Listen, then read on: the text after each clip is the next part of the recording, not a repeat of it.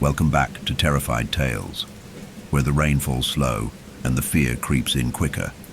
Like and subscribe before we begin, and tell us where and when you're listening.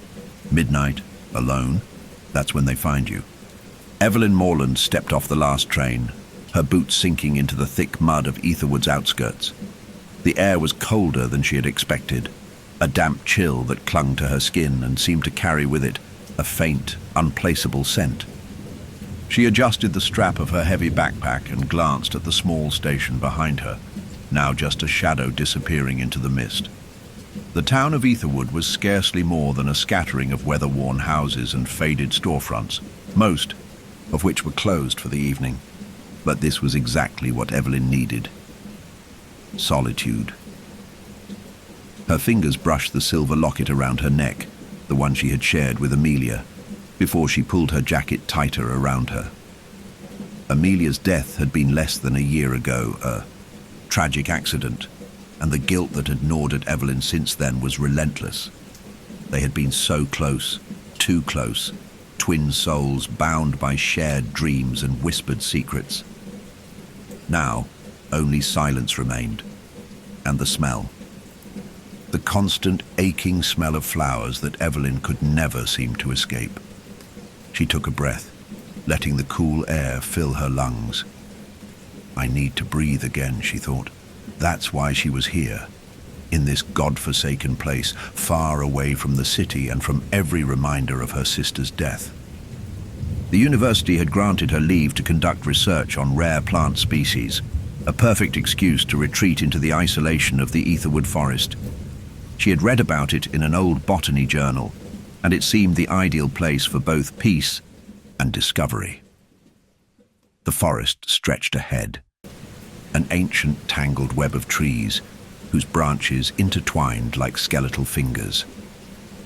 Evelyn had read about its legends, its whispered curses, stories of people who wandered too deep and never returned, of old rituals that stained the land in blood. But she wasn't here for that. She didn't believe in ghosts or curses, and certainly not in the folklore of a place she had never stepped foot in. She needed peace. She needed a break from the relentless memories. The grief. Her phone buzzed in her pocket, but she ignored it, knowing it was likely another concerned message from her mother, or maybe one of her colleagues asking if she was sure she was ready for this. They didn't understand. She didn't care to explain. The last few months had felt like a fever dream, the weight of loss unbearable, so heavy that even breathing had become a chore. Perhaps in the stillness of Etherwood she could at least feel something resembling normalcy again. A voice called out from behind her, snapping her from her thoughts. "Need a hand with your gear?" Evelyn turned, startled by the sudden presence of a man standing just outside the reach of the fog. He was tall and lanky, with sharp eyes that seemed to glint even in the fading light. His hair was dark, a little too long, and his clothes, worn yet functional, indicated that he was no stranger to the woods. "I'm fine," she replied, brushing off the offer. She wasn't used to the hospitality of small towns, and something about his sudden appearance felt off. "Just looking for the trailhead." The trailhead. The man stepped closer, his expression unreadable. "You're a stranger to these parts, aren't you?" Evelyn hesitated before nodding. "Just passing through. Doing some research. For plants." The man didn't seem convinced. His eyes lingered on her, scanning her face for a moment too long. "You're welcome to come along. I know the forest well enough. There's a lot of strange things in these woods, though. Things you won't find in a textbook." Evelyn's discomfort grew, and she tightened her grip on the strap of her pack.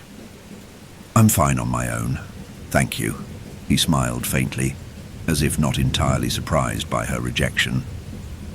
"Well, I'm Alec Forsyth," he said, tipping his head slightly. "If you ever change your mind, you'll find me at the town's library. We keep records on, well, everything. Local history, plant life, the usual." "Evelyn," she said, offering a polite smile, though the interaction made her uneasy. She wasn't sure why, but something in his tone had unsettled her. "Thanks, Alec." As she turned away, Alec's voice trailed after her. "Just be careful. The woods don't take kindly to those who don't listen to the old stories." She paused, not turning back. The comment lingered in the air, like a warning, but she shrugged it off. She didn't believe in the superstitions of the locals. The forest was nothing more than trees and soil, leaves and undergrowth. She had a job to do. The path ahead was lined with wildflowers, their faces upturned toward the dimming sky, their colors muted by the fog that hung thick in the air. Evelyn kept her focus straight ahead, knowing that the deeper she went, the closer she'd come to the peace she sought. But as she stepped into the forest, the whispering wind seemed to curl around her, brushing against her ear, carrying with it the faintest scent of something familiar, a flower she had not seen in years. It was a flower Amelia had loved. Evelyn's breath caught in her throat, and she paused, her eyes scanning the darkening woods.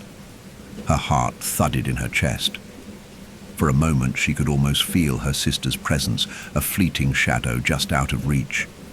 The air seemed thicker, now laden with something more than just the weight of the fog. She shook her head, attempting to shake off the sensation. "It's just the smell," she thought. "Just the air." But even as she told herself that, she couldn't shake the feeling that she wasn't alone. The forest grew darker as Evelyn made her way deeper into the trees. The path beneath her feet was soft with fallen leaves, the earthy scent of moss and rot rising around her as the fog thickened. She paused frequently, her eyes scanning the undergrowth, the strange, haunting whispers of the woods curling through her mind like a distant memory. She tried to ignore them, to focus on the task at hand. There were plants to collect, samples to document. That was all. But then again, there was the smell, the faintest trace of flowers, of wild violets, of sweet petals that had clung to Amelia's hair after a summer picnic years ago. Evelyn's chest tightened, a familiar ache pulsing deep in her ribs. She paused, inhaling slowly, trying to push the thought of her sister away. She'd been in mourning for far too long. It was time to stop carrying that weight. Time to stop looking over her shoulder for the ghosts of the past. With a deep breath, Evelyn crouched to examine the soil around her. The flowers here were nothing special, a typical assortment of woodland blooms. But beneath the petals of the yew flowers there was something else, an old moss-covered stone, not a natural rock, but something worked, almost deliberate. She pushed aside the moss with trembling fingers, revealing a symbol etched into the stone's surface. The symbol was faint, but unmistakable, a circle within a circle, interlaced with looping patterns like the coils of a serpent. It was unlike anything she had seen before. Her heart thudded in her chest, and she leaned in closer. The symbol seemed ancient, but there was something about it that felt personal, as if it had been waiting for her. A crackling sound interrupted her thoughts. Evelyn straightened up sharply and turned. A figure was standing at the edge of the clearing, half obscured by the shadows watching her. Her pulse quickened and her throat tightened, but she forced herself to remain still. She recognized him immediately. Alec Forsyth, the historian from the town. "You found it," he said softly, his voice carrying a strange weight. "The mark of the forgotten." Evelyn's mouth went dry and she nodded, though she hadn't yet made sense of what she had discovered. "What is this?" she asked, her voice steadier than she felt. Alec stepped forward, his movements slow, deliberate, as if he were afraid to disturb the air around them. "You'll find more of them as you go deeper. They're scattered throughout the woods, hidden by the forest itself, but they're all connected. All of them bear that same symbol." Evelyn looked back down at the stone, her fingers hovering over the cold surface. The urge to touch it, to understand it fully, was almost overwhelming. "What does it mean?" Alec shook his head. his expression darkening. "It's tied to the land, to the curse that haunts this place. The forest feeds on grief, Evelyn. It doesn't forget. It remembers everything. It remembers them." Evelyn frowned, her brow furrowing. "The curse?" she asked, a hollow laugh escaping her lips. "You're talking about folklore, old wives' tales." She tried to ignore the rising unease in her chest. This was just a small town, with people too eager to believe in ghosts. Alec didn't seem to take offense at her skepticism. Instead, he looked past her, his eyes narrowing as if searching for something just beyond the edge of the trees. "Maybe, but you'll see for yourself soon enough. The forest chooses its own. It always has." Evelyn stood up, brushing the dirt from her knees, though she didn't take her eyes off the stone. The symbol seemed to pulse beneath her fingertips, a faint thrum like the distant echo of a heartbeat. She couldn't tell if it was real or just her imagination, but the sensation unsettled her. "Where do I find the rest?" she asked, trying to redirect her thoughts, to avoid thinking about the implications of what Alec had just said. Alec's lips pressed into a thin line. "It's not about finding them. It's about what happens when the forest finds you." Evelyn swallowed the lump in her throat. "And what happens when that happens?" "Everything," Alec said, his voice quiet. "Everything changes." The air seemed to grow colder, the weight of his words pressing down on her like a heavy fog. Evelyn felt a shiver crawl down her spine, but she wasn't sure if it was from the chill in the air or the growing sense of dread coiling in her gut. "Thank you, but I think I'll head back to camp now," she said, attempting to keep her voice steady. Alec nodded, his gaze lingering on her for a moment longer, before he turned and walked back toward the trees. As he disappeared into the shadows, Evelyn was left standing alone, her heart pounding in her chest. She glanced back at the stone, then around the clearing. The wind had picked up, swirling through the trees with a low, unsettling howl. The whispers were there again, faint but growing louder, like voices from a distant dream. The faintest scent of violets reached her nose again. It was almost like Amelia was standing right there with her. The ache in her chest deepened. Evelyn closed her eyes for a moment, trying to push the memories away. But they came rushing back like a tidal wave. The laughter, the shared moments, the way Amelia's voice had always soothed her, and then the accident. The crashing sound of metal, the twisted wreckage, and the cold, unfeeling air of the hospital room. No, Evelyn thought. She couldn't let herself go down that road again. When she opened her eyes, the whispering grew louder, like a low murmur just out of her reach. The breeze shifted and brought with it a faint smell of violets again, stronger now, like it was carried directly from the edge of her memories. Evelyn felt a sudden coldness on the back of her neck, as if someone were standing just behind her. She whipped around, but there was nothing, just the empty, shrouded woods. Her heart was hammering in her chest. She felt the urge to leave, to turn around, pack her things and return to town. But then she saw it. A silvered flower, almost glowing in the dimming light, tucked beneath a nearby fern. The same flower. She bent down slowly, her hand reaching for it. The petals were soft, delicate, but they seemed to shimmer with a strange light, as if they weren't entirely real. Her breath caught in her throat. She knew this flower. It had been Amelia's favorite. How could it be here?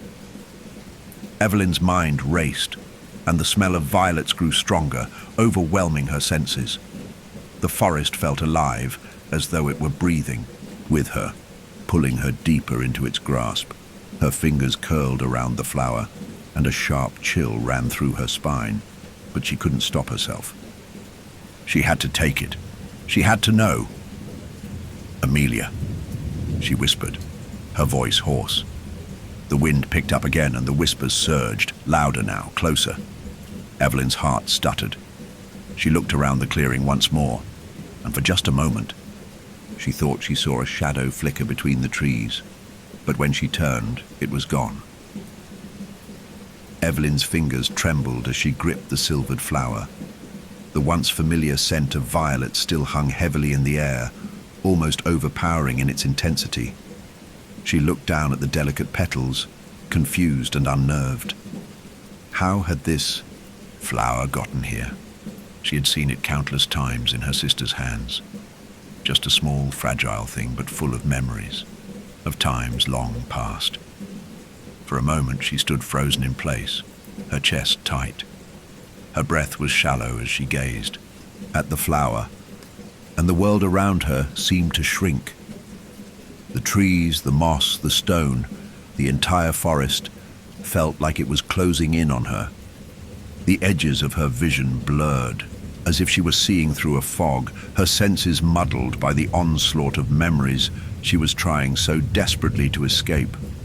The wind swept through the clearing again, lifting the petals of the flower ever so slightly, as if inviting her to follow. She inhaled deeply, pushing back the growing panic in her chest, and tucked the flower gently into her bag. It's just the forest playing tricks, she thought. You're tired. It's just the grief. But even as she tried to reassure herself, the whispers grew louder, more distinct. They were there again. Faint, soft, like a murmured conversation. The wind carried them, as though the trees themselves were speaking to her. Evelyn, her breath caught in her throat. No, she thought, heart pounding. It's not real. The voice was unmistakable. She recognized it. It was Amelia. Evelyn. The voice called again, this time clearer, more insistent. She spun around, the sensation of being watched, of being followed, pressing down on her like a weight. The forest had seemed so still just moments ago, but now it felt alive, like a living organism, its pulse beating in time with her own. The trees seemed to sway unnaturally, their dark trunks shifting and twisting in the dim light. She wasn't alone. "Who's there?" Evelyn called out, her voice hoarse, though she didn't know if she was asking the forest or herself. There was no response, just the relentless murmur of the wind through the trees. She stepped back, her heart racing, her eyes darting between the shadows. She wasn't sure what she expected, but the silence that followed felt heavy and ominous, as though she were waiting for something to happen. Her legs felt like lead, and for a moment, she considered turning back to the camp, returning to town. It was foolish to stay out here, alone in the darkening woods. But as her feet began to move, she heard it again. The whisper, the voice. Evelyn. She stopped dead in her tracks. The voice was unmistakable this time. She spun around, but no one was there. The forest stretched endlessly in all directions, the trees impossibly tall, the shadows deepening. A soft, familiar giggle echoed through the trees. Light, airy, the sound of Amelia laughing as they'd played together as children.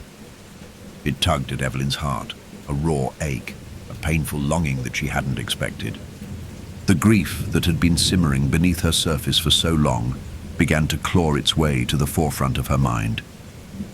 "No," Evelyn whispered, shaking her head. "This isn't real. You're not here."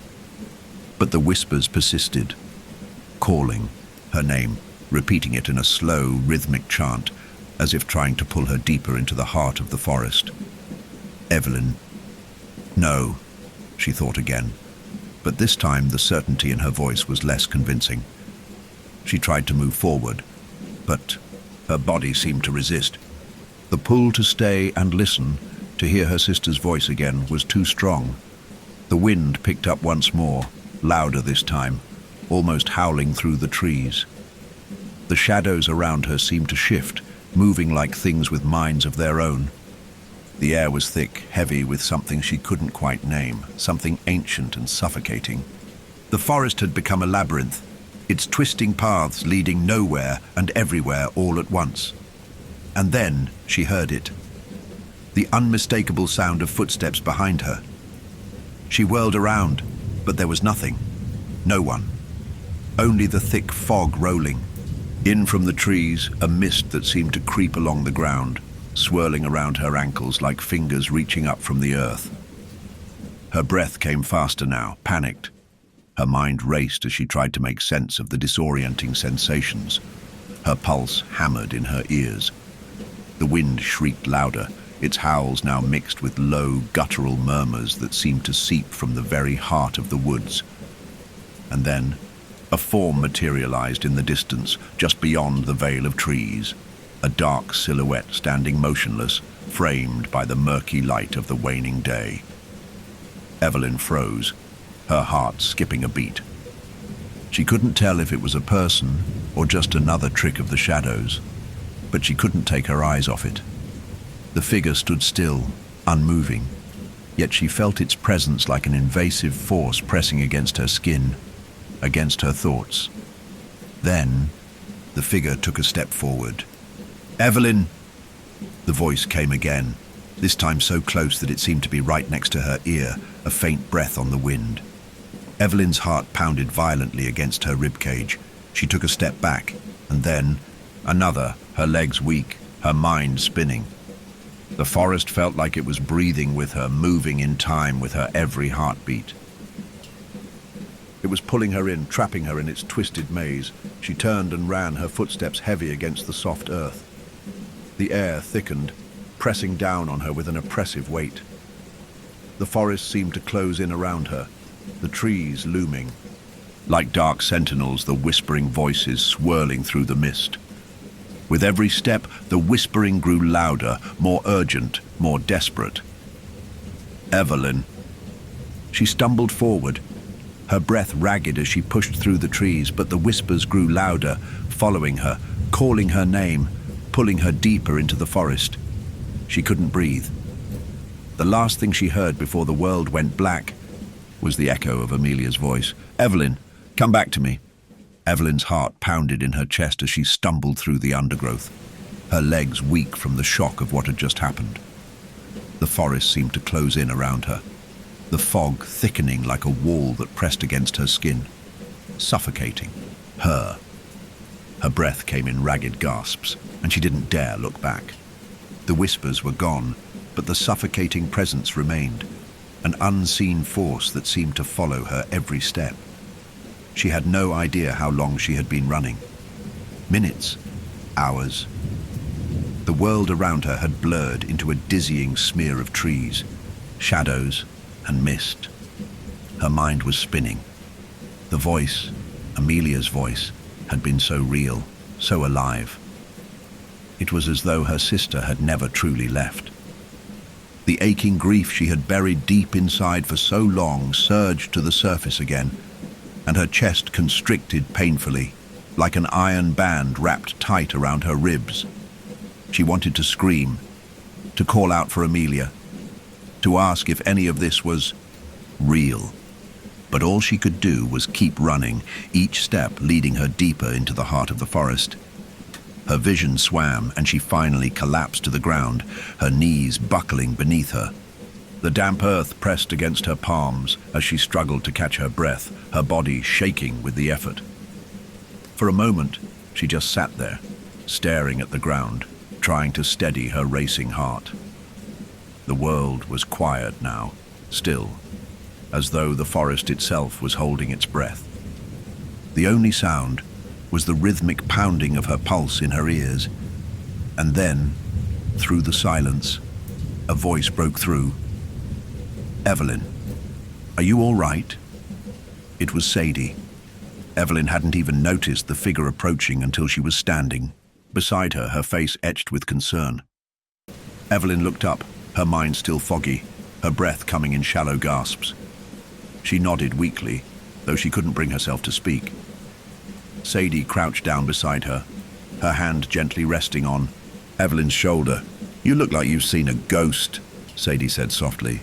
Her voice was calm, but Evelyn could hear the undercurrent of worry there. Sadie had always been the steady one, the grounded one, but even she seemed unsettled by what was happening here. I don't know what happened, Evelyn said, her voice trembling. I thought I heard Amelia. I swear it was her voice. Sadie's expression softened, but she didn't look entirely surprised. You've been through a lot, she said, her tone gentle. The mind plays tricks on you in places like this, but Evelyn wasn't so sure. The forest felt different, alive. The sensation of being watched hadn't gone away, and the flowers, the same ones Amelia had loved, kept appearing just when she least expected it. I'm going to show you something, Sadie said after a long pause, her voice firm now, as though she had made up her mind. She stood up, offering Evelyn a hand. Evelyn hesitated, then took it, allowing Sadie to help her to her feet. Come on, we've got to get to the old trail. The old trail? Evelyn repeated, confused. I don't understand. What trail? Sadie gave her a sideways glance, her brow furrowed. There's something I need to show you, something important. I think it's time you knew. Evelyn's stomach twisted at the thought. She didn't want to know. She didn't want to know anything more about this cursed forest, about the things that seemed to haunt her in every shadow. But the look on Sadie's face, the determination in her eyes, told her that she didn't have a choice. She had to follow.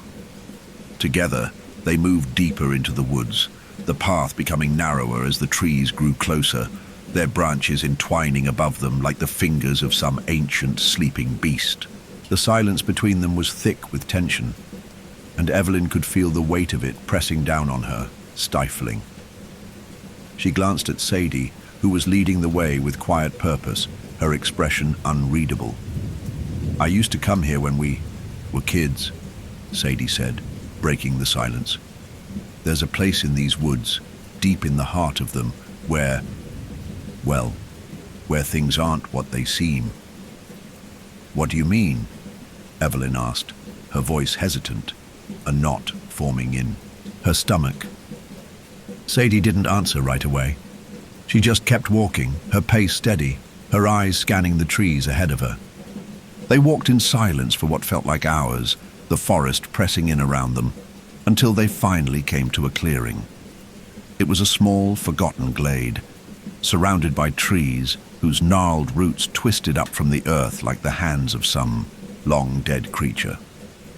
At the center of the clearing stood a stone circle, ancient and worn by the passage of time.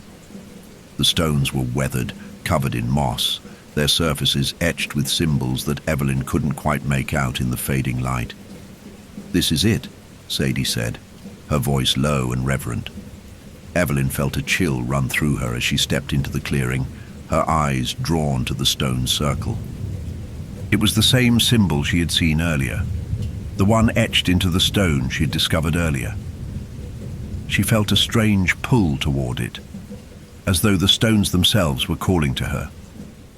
The air was thick with a strange energy, and her skin prickled with the sensation that something was watching her. What is this place? Evelyn asked, her voice barely a whisper. Sadie glanced at her, her face unreadable. This is where the ritual took place, the one that bound the forest and the people of this town to the curse. Your family's curse. Evelyn's heart skipped a beat. My family's curse, she repeated, her voice shaking. What do you mean? What does this have to do with me? Sadie stepped closer, her eyes locking onto Evelyn's. Your family has a connection to the forest, Evelyn. A long, dark history. You don't know this, but your ancestors were the ones who performed the ritual, the one that bound this place, and everyone who came after, to its power. Evelyn recoiled, her heart hammering in her chest. No, that can't be true. That doesn't make sense. My family, they're not involved in any... I didn't want to believe it either, Sadie interrupted. But the signs, the symbols, they all point to your bloodline. I didn't tell you because I didn't want to scare you, but now After everything you've seen, I think you deserve to know the truth. The forest is awake, Evelyn, and it's been waiting for you." The weight of Sadie's words hit Evelyn like a punch to the gut. She staggered back, her mind reeling. Her family, her bloodline. It was too much to comprehend, too overwhelming to accept. The thought that this forest, this cursed place, was tied to her, that her very existence could be the key to the horrors it held, was enough to make her knees weak. The wind picked up again, a sudden gust that stirred the branches above them, making the trees groan like they were alive. Evelyn felt the hairs on the back of her neck stand on end. The whispers were back, fainter now but unmistakable. "Evelyn." It was Amelia's voice again, softer now, calling to her. She turned, but there was nothing. Nothing but the thickening shadows, the twisted trees, and the weight of her own fear pressing down on her. "Sadie," she whispered, her voice trembling. "I don't think I can do this. I don't think I can be here." Sadie's eyes softened, her expression filled with a kind of sorrow that Evelyn hadn't seen before. "I know," she said quietly, "but you're already part of this, whether you like it or not." The wind howled through the trees, and the whispers grew louder, more insistent. It was time. The shadows lengthened as the sun sank lower behind the thick canopy of trees. Evelyn had barely noticed the time slipping away, too lost in the weight of the revelations that had been thrust upon her. The truth about her family's involvement with the forest, the cursed ritual, the stone circle, the whispers, had shaken her to the core. She had always thought of her family as ordinary, untouched by anything other than the ordinary trials of life. But now it felt as though she had stumbled into a story long written, one whose ending was already sealed, and she had no idea how to escape it. Sadie led her back to the camp, her face tense, eyes flicking nervously to the trees around them. Evelyn tried to steady her breathing, but the sensation of being watched was relentless, as if unseen eyes followed her every step. Even the simple act of walking felt like a battle, each footstep heavier than the last, as if the forest itself were trying to pull her into its depths. By the time they reached the clearing where Evelyn had set up her camp, the forest was suffused with an eerie twilight glow. The air was thick, heavy with humidity, and the silence between them felt suffocating. Evelyn had trouble even focusing on the camp itself, the tent, the fire pit, the pile of equipment she had scattered across the ground, as though everything had been warped by the knowledge of what lay beneath the surface of this place. She could barely bring herself to set up her sleeping bag, her mind racing with fragments of the conversation she had just had with Sadie. Her family's involvement with the curse was one thing, but Amelia's voice, her presence, had felt so real, so tangible. It wasn't just grief, it wasn't just her mind breaking under the weight of loss. There was something more, something deeper, and Evelyn didn't know if she wanted to uncover. The wind stirred in the trees again, a soft rustling that almost seemed to murmur in its own language. Evelyn shook her head, trying to clear it. "It's just the wind," she whispered to herself, but the words felt hollow. Sadie had gathered some firewood and was now crouching by the small fire pit, carefully arranging the logs. She didn't speak as she worked, her actions methodical, but Evelyn could sense the tension in her shoulders, the way her hands shook ever so slightly. When Sadie finally lit the fire, the flames sputtered to life, casting long shadows against the trees and flickering across the ground like a living thing. Evelyn sat down near the fire, but she could barely feel its warmth. The chill that had settled in her bones seemed to come from somewhere much deeper than the forest's cool breath. She felt like she was waiting for something, like the forest was waiting for her to make the next move, to step forward into whatever it was that she was meant to face.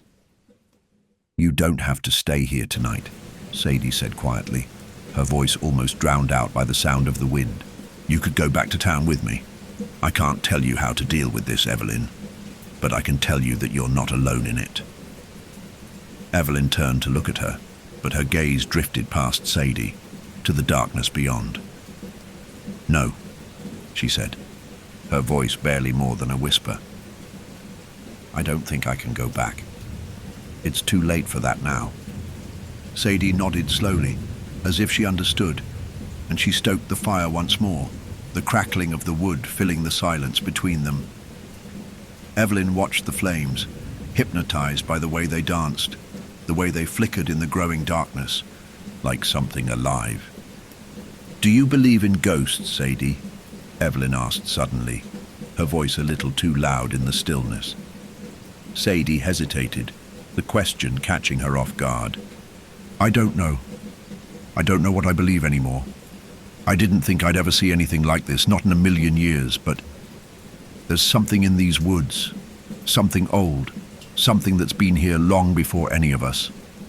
Evelyn swallowed hard, her throat tight.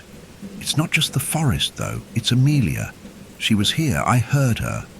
Sadie stood up and came over to sit beside her. She didn't speak right away, but when she did, her voice was soft, almost gentle. "You don't have to explain it, Evelyn. We all hear things in places like this. Things we want to hear, or things we're afraid of. The forest feeds on that, on memory, on grief. It makes you see and feel things that aren't always real." Evelyn didn't answer. She could feel the weight of Sadie's words, but they didn't comfort her. The forest wasn't just feeding on her grief. The way the air shifted when Amelia's voice spoke her name, that wasn't just her imagination. Sadie watched her for a moment before sighing. "You're not wrong to feel like this, Evelyn. It's normal to be afraid. But you need to stay strong. Whatever it is that's happening here, you have to face it head on, because the longer you avoid it, the stronger it becomes." The fire crackled, and a gust of wind blew through the trees, making the flames flicker violently. Evelyn shivered despite the warmth of the fire. She tried to steady her breath, but the unease wouldn't leave her. "Let's just get through the night," Sadie said, her voice resolute. "In the morning, we'll talk more. We'll figure this out together." Evelyn nodded slowly, but as the night deepened, she found that sleep didn't come easily.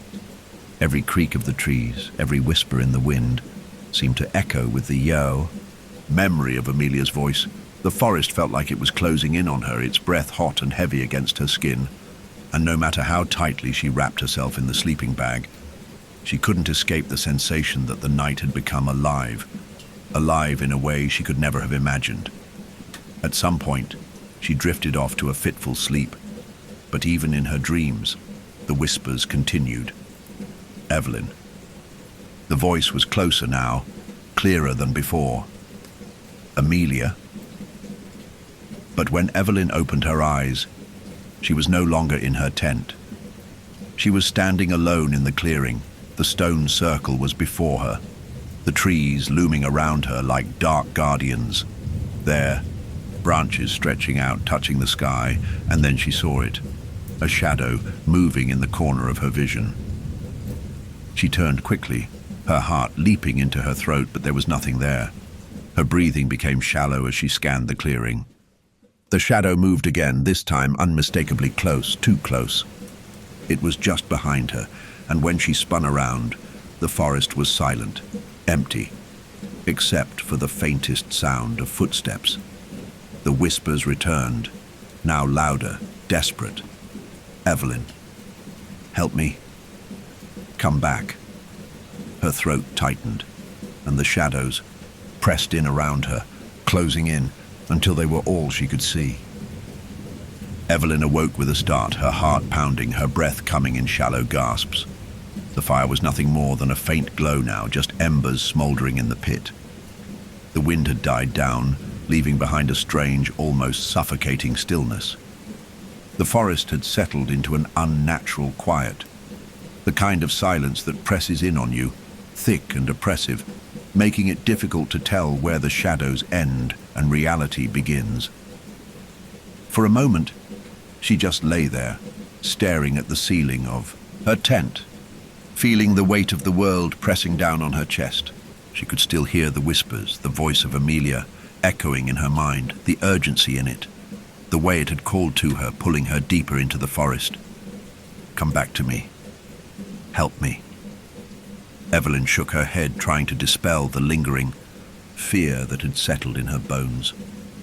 It was just a dream, a nightmare, a symptom of the grief she was struggling to overcome. Nothing more. But even as she thought that, she knew the truth.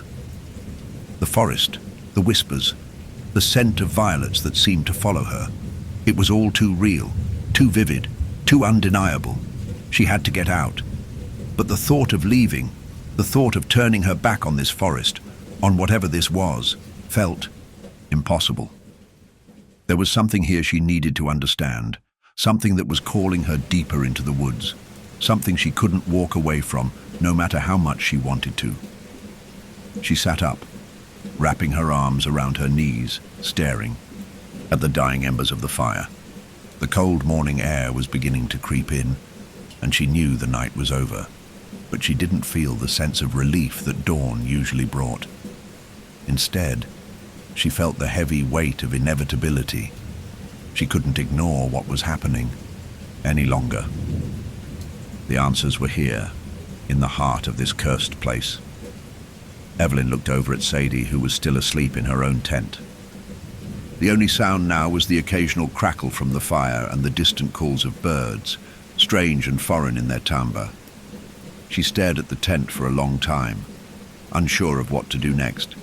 A rustling from the trees caught her attention, and she turned her head sharply. For a moment, there was nothing, just the branches shifting in the wind, the fog rolling in slowly from the depths of the forest.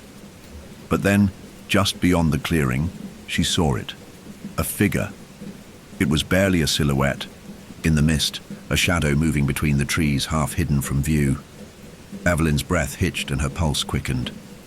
Her mind screamed for her to stay where she was, to remain hidden. But her body betrayed her. She stood up, her legs unsteady beneath her, and slowly moved toward the figure. She didn't know what drew her to it. Perhaps it was the way the figure seemed to beckon her, or the strange compulsion she felt to follow. But as she moved closer, the figure stepped into the open, and Evelyn froze. A man stood before her, tall, his face obscured by the hood of his coat, his hands folded neatly in front of him. He didn't speak at first, just stood there, watching her with an expression she couldn't quite read. His presence was commanding, yet strangely unthreatening. For a long moment, they simply stared at one another. Evelyn felt as though the air around them had thickened, as if the forest itself was holding its breath, waiting for something to happen. Finally, the man spoke, his voice low, smooth, and strangely familiar. "You've been drawn here," he said, his words like an echo that reverberated in the stillness. Evelyn's heart stuttered in her chest. "Who are you?" she asked, her voice trembling slightly. The man didn't answer right away. He merely stepped closer, and Evelyn instinctively took a step back, her instincts screaming at her to run. But she couldn't. She couldn't tear her eyes away from him. The same strange feeling that had been clawing at her all night, the sensation of being drawn into something inevitable, was stronger now than ever before. "You already know who I am," the man said quietly, his voice calm, almost soothing. "But you don't know what I am." Evelyn swallowed hard, the fear rising like bile in the back of her throat. "What do you want?" The man's eyes, dark and piercing, like two deep pools of ink, met hers, and Evelyn felt a shiver run down her spine. He didn't speak, but his gaze seemed to see through her, past her, into something buried deep inside her soul. It was as though he knew all her fears, all her weaknesses, all the things she was trying so hard to bury. "The forest calls to you, Evelyn," he said, his voice barely more than a whisper. It has always called to you. Your bloodline is tied to it. You cannot escape. Evelyn shook her head, taking another step back. No, she whispered. I don't belong here. I don't... The man raised a hand, and the air around them seemed to grow heavier, denser, as if the forest itself was pressing in on her. You were born for this, he said softly. You are the key to the curse. The forest has been waiting for you. Evelyn's heart skipped a beat, and her mind reeled with confusion. No, she repeated, more firmly this time. I'm not part of any curse. I don't... You are, he said, his voice carrying a strange, almost hypnotic quality. Your family, your bloodline, they were the ones who began the ritual, the ones who bound this place to the earth. And now it calls to you. It needs you. Evelyn's mind spun as his words sank in. Her family, her bloodline. She had known, deep down, that there was something wrong with the way the town had always whispered about the forest, about the curse. But to be told that her family was at the heart of it, that the very reason she was here was because of something her ancestors had done. She wanted to reject it. She wanted to run. But the truth was, she was here. She had already crossed the threshold. The forest was alive, and it was pulling her deeper into its grasp. And it wasn't just the forest, it was her. Before she could speak again, the man's lips curled into a faint, knowing smile. The truth is a heavy burden, Evelyn, he said, but you are not alone. The forest will show you everything you need to see, and when the time comes, you will make your choice. Evelyn didn't know how to respond, her mind still reeling from the revelations. The figure seemed to sense her hesitation and turned, fading back into the mist as if he had never been there at all. The forest swallowed him whole, and Evelyn was left standing alone, her heart pounding, her mind a storm of confusion. She could feel the pull of the forest again, deeper this time, urging her to follow, to uncover the truth. But was the truth something she wanted to find? Evelyn stood in the clearing, her mind a whirlwind of confusion and disbelief. The figure, the man who had appeared so suddenly and so calmly, had spoken with such conviction, as if the forest itself had a plan for her. She could still feel his presence in the air, thick and tangible, even though he was gone. Her pulse raced, a mix of fear and curiosity flooding her veins. The forest needs me. His words echoed in her mind, and beneath it, the faintest hum, a sound she could not place, seemed to reverberate through the ground. She turned back toward the camp, but everything felt different now. The forest seemed more alive, its pulse syncing with her own, as though the trees and the very earth beneath her feet had become aware of her presence, waiting for her to make the next move. The light of dawn had begun to filter through the dense canopy, but it offered no comfort. The mist hung heavy around the trees, making the forest feel even more oppressive.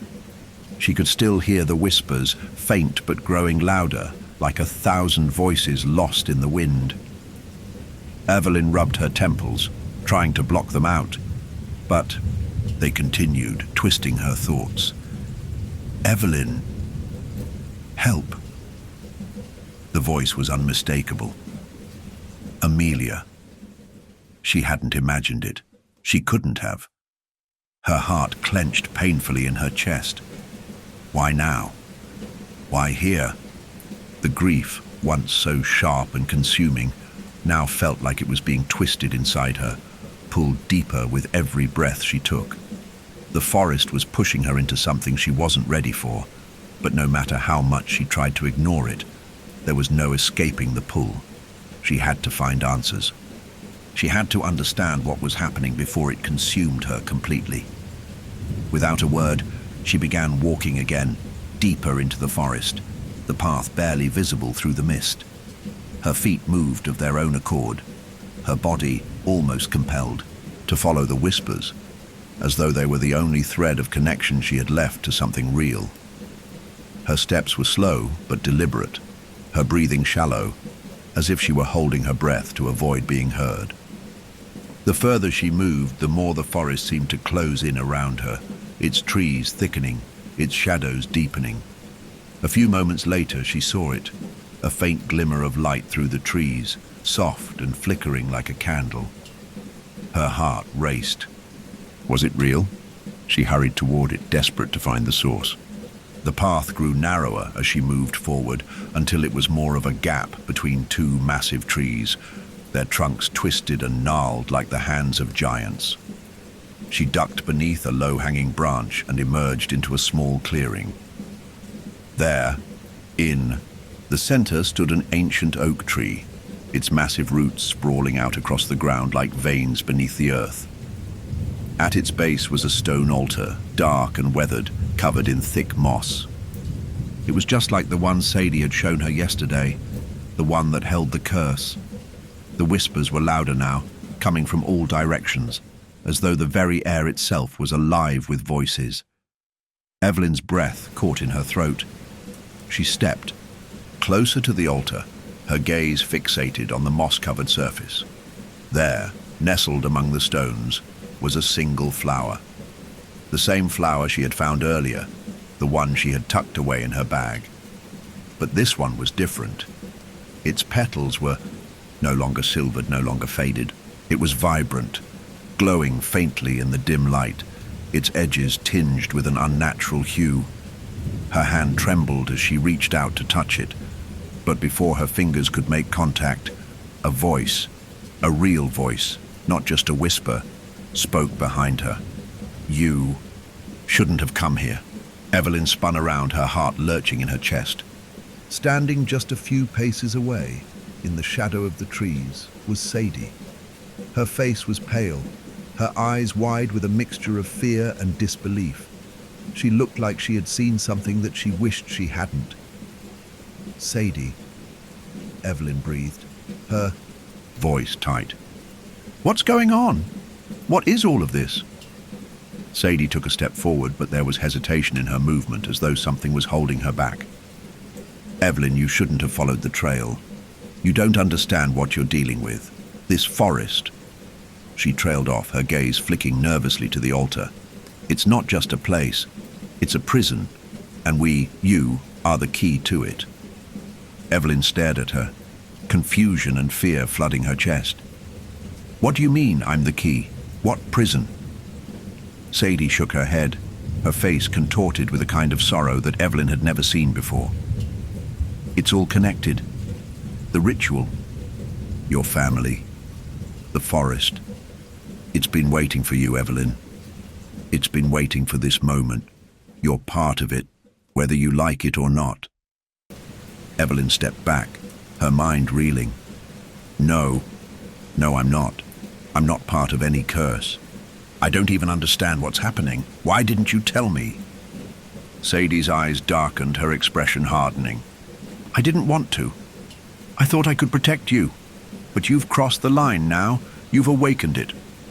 A gust of wind suddenly swept through the clearing, making the leaves rustle violently. The whispers rose to a deafening pitch, the sound swirling around them like a storm. The flower on the altar began to shake, its petals quivering as if caught in a silent breeze. Evelyn felt the temperature drop, the air growing thick with the weight of something ancient, something powerful. "I never wanted this for you," Sadie said, her voice breaking. "But now you have to finish it. You have to choose." Evelyn's head spun. "Choose what? What do you mean?" Sadie's expression was full of regret, of sorrow. "You're tied to the forest now, Evelyn. It's been waiting for you to make the choice, to either release it or be consumed by it. It's your family's debt. It's always been your family's debt." Evelyn felt the ground shift beneath her feet, as if the very earth was calling to her, pulling her toward the altar. The whispers seemed to intensify again, the voices growing louder, more desperate. "Help me!" The voice was unmistakable, Amelia's voice, but this time it wasn't calling from the shadows. It was coming from the altar. "No!" Evelyn cried, her eyes wide with terror. She rushed forward, grabbing the flower, the petals cold beneath her fingers. The moment she touched it, the ground trembled beneath her feet, the air thick with the pressure of something awakening. Evelyn's heart raced as the forest seemed to come alive around her, its branches stretching toward her like dark skeletal arms. Sadie screamed her name, but Evelyn couldn't hear her over the deafening roar of the wind. Everything was spinning, everything was shifting, the voices, the whispers, the forest itself. They were all alive, all waiting for her. And now she understood. She had been chosen, but chosen for what? The answer was closing in on her, and there was no turning back. The forest was no longer just a collection of trees. It had become something else entirely, something alive, its presence suffocating, pressing down on Evelyn with an intensity she couldn't escape. The moment she had touched the flower, everything had shifted. The air had grown thick, the wind howling through the branches like an animal in pain. The whispers had risen to a crescendo, their voices drowning out all rational thought. And now, standing at the altar, Evelyn's mind was splintering into fragments. She could still hear Amelia's voice, still feel her presence, but it was no longer a comfort. The whispers weren't just calling her, they were pulling at her, tugging her towards something deeper within the forest, something ancient and hungry. The air was heavy, saturated with the smell of damp earth, rotting wood, and something else, something sweeter, like decaying flowers. Evelyn's vision blurred, the trees around her stretching and shifting in impossible shapes. The ground beneath, her feet began to tilt and she staggered, reaching out to steady herself. She was no longer sure where she was, or if she was even standing at all. The boundary between reality and the vision she had been having was becoming impossible to see. The world had warped into something twisted and surreal, a nightmare that wrapped itself around her like vines, squeezing the breath from her lungs. And then, as if from a great distance, she heard Sadie's voice again, weak but desperate. "Evelyn, stop. You have to stop." Evelyn turned, but the clearing had changed. The stone altar had disappeared, replaced by thick, twisting roots that snaked through the ground like tendrils, pulling everything into the earth. The trees loomed overhead, their trunks now blackened, their branches gnarled and skeletal, reaching down toward her. The sky above had darkened, as though night had fallen prematurely, but the moon was hidden, swallowed by the clouds. She could barely breathe, the air too thick with the scent of decay. The whispers still surrounded her, their voices growing louder, their tone more urgent, more insistent. "Help me! Evelyn! Come to me!" The voice was Amelia's. It sounded like it was coming from the very ground beneath her feet. The earth seemed to pulse with every word, as though it had become one with her sister's voice. Evelyn felt herself falling into it, her body moving of its own accord toward the whisper, toward the sound. No, I can't. Her mind screamed against the pull, but her body betrayed her.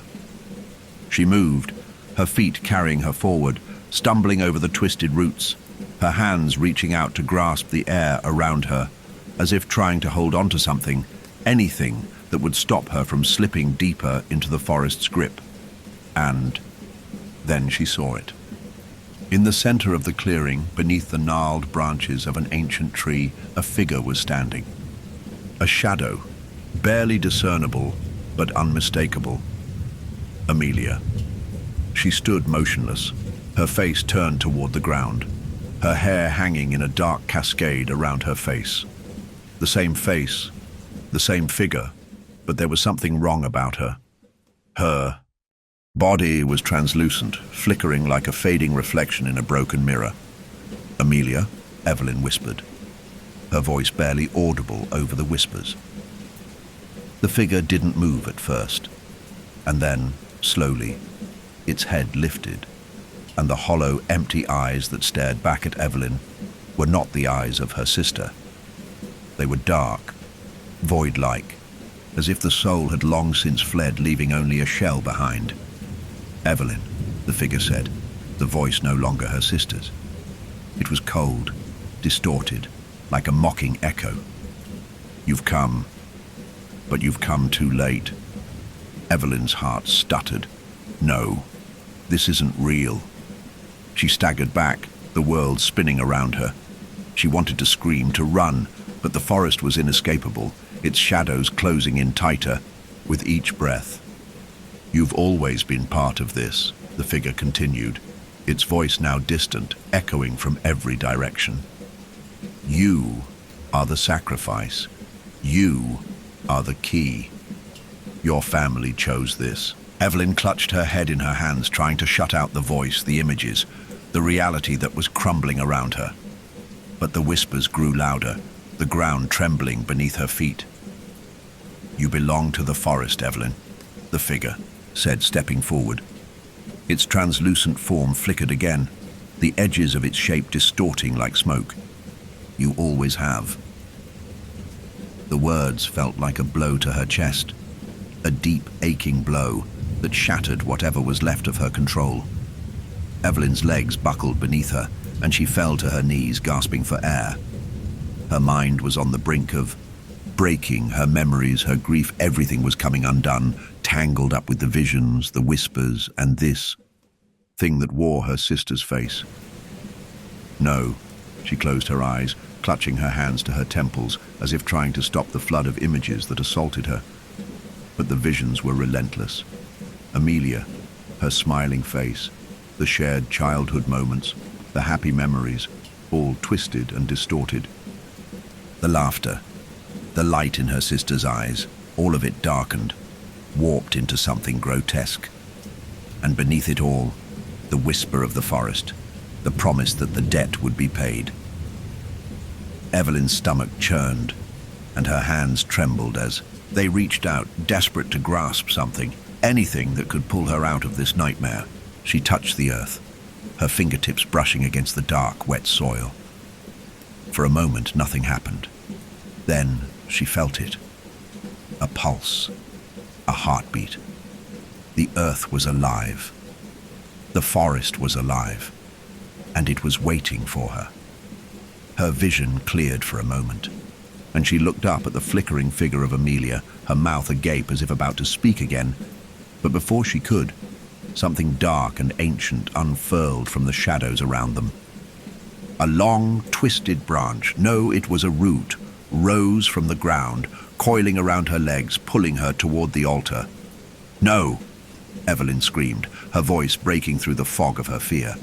She jerked her arm free from the root's grasp, but the forest was closing in on her, the shadows gathering like a storm. The figure of Amelia began to fade, replaced by the dark silhouette of something else, something other. Evelyn couldn't focus, couldn't make sense of the shape, but it felt like it was watching her, its presence heavy, suffocating. She had to act. She had to make a choice. In the depth of her mind, Evelyn understood. This was it. This was what the forest wanted. This was the moment. It wanted her, her blood, her grief, her soul.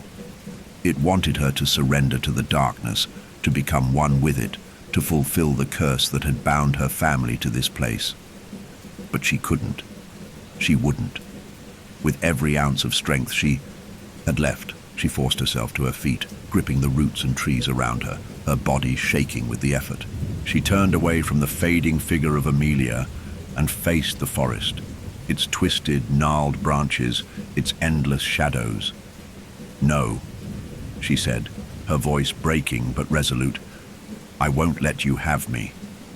The earth beneath her feet trembled, and the whispers rose to a deafening pitch. The choice had been made. The ground beneath Evelyn's feet felt unsteady, like it was shifting with every step she took. Her legs trembled, each movement becoming more difficult, as though the forest was actively trying to pull her down. She staggered forward, her breath shallow, her mind racing, but nothing made sense anymore. The world had lost its clarity. The forest had become a labyrinth of shadows, of voices, of fleeting images that danced just out of reach, slipping through her fingers like smoke. It was as if time itself had stopped working properly. The sun, which had been hanging high in the sky just moments ago, now seemed to be sinking rapidly, the horizon darkening far too quickly. A strange, unnatural twilight clung to the trees, and the shadows seemed to stretch and twist in ways that made her head spin. Her eyes darted around, searching for something familiar, something to ground her in reality. But all she saw were the same gnarled trees and tangled roots that had been with her from the beginning. She had to get out. She had to leave, but where would she go? The thought of turning back was impossible. She didn't even know where back was anymore. The forest had swallowed her whole. She had crossed its threshold, and now she was bound to it, just as the man, that figure, had said. Her family's connection to this cursed place, the ritual, the sacrifice, none of it had been a coincidence. The truth had become undeniable, but what truth? What had she really learned? The whispers were still echoing in her mind, that haunting voice that called to her, Amelia, and the voice of the forest itself, pulling at her, coaxing her deeper into its grasp. She couldn't separate them anymore. The line between reality and the vision she'd been having had blurred completely. Was she losing her mind? Or was something far darker at play? Her vision wavered again, the trees around her stretching and distorting as she took another unsteady step. She felt like she was being pulled into something, some deeper part of the forest that she had yet to understand. The whispers had grown quieter, but their presence was still felt, like a hum deep in her bones, pushing her forward. Evelyn paused, pressing her palm against a nearby tree, her fingers sinking into its rough. "Buck!" She squeezed her eyes shut, trying to steady her racing thoughts. She had to focus. She had to understand. Amelia's voice, the figure in the clearing, the flower, the strange, unnatural glow it had emitted when she had touched it, everything had led to this moment. Suddenly, she froze. The sound of footsteps reached her ears, slow, deliberate, like someone walking behind her, following her. Her heart skipped a beat. She had been so lost in her own thoughts that she hadn't heard anyone approach. She turned quickly, her pulse racing, her breath shallow. But once again, there was nothing. No one. Just the trees, the mist, the endless expanse of the forest. Her pulse hammered in her throat as the realization set in. She wasn't alone. She had never been alone. A voice broke through the silence. Whisper, low and gravelly. "You're so close." Evelyn spun around, her body tense, but there was nothing there. The forest was still and silent except for the faint rustle of leaves. Her mind raced, the fog of uncertainty thickening. She had heard it clearly, a voice speaking directly to her. The hairs on the back of her neck stood on end.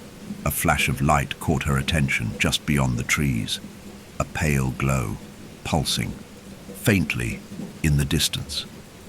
Without thinking, she moved toward it, her feet carrying her forward, despite her better judgment, despite the overwhelming sense of dread that tugged at her with every step.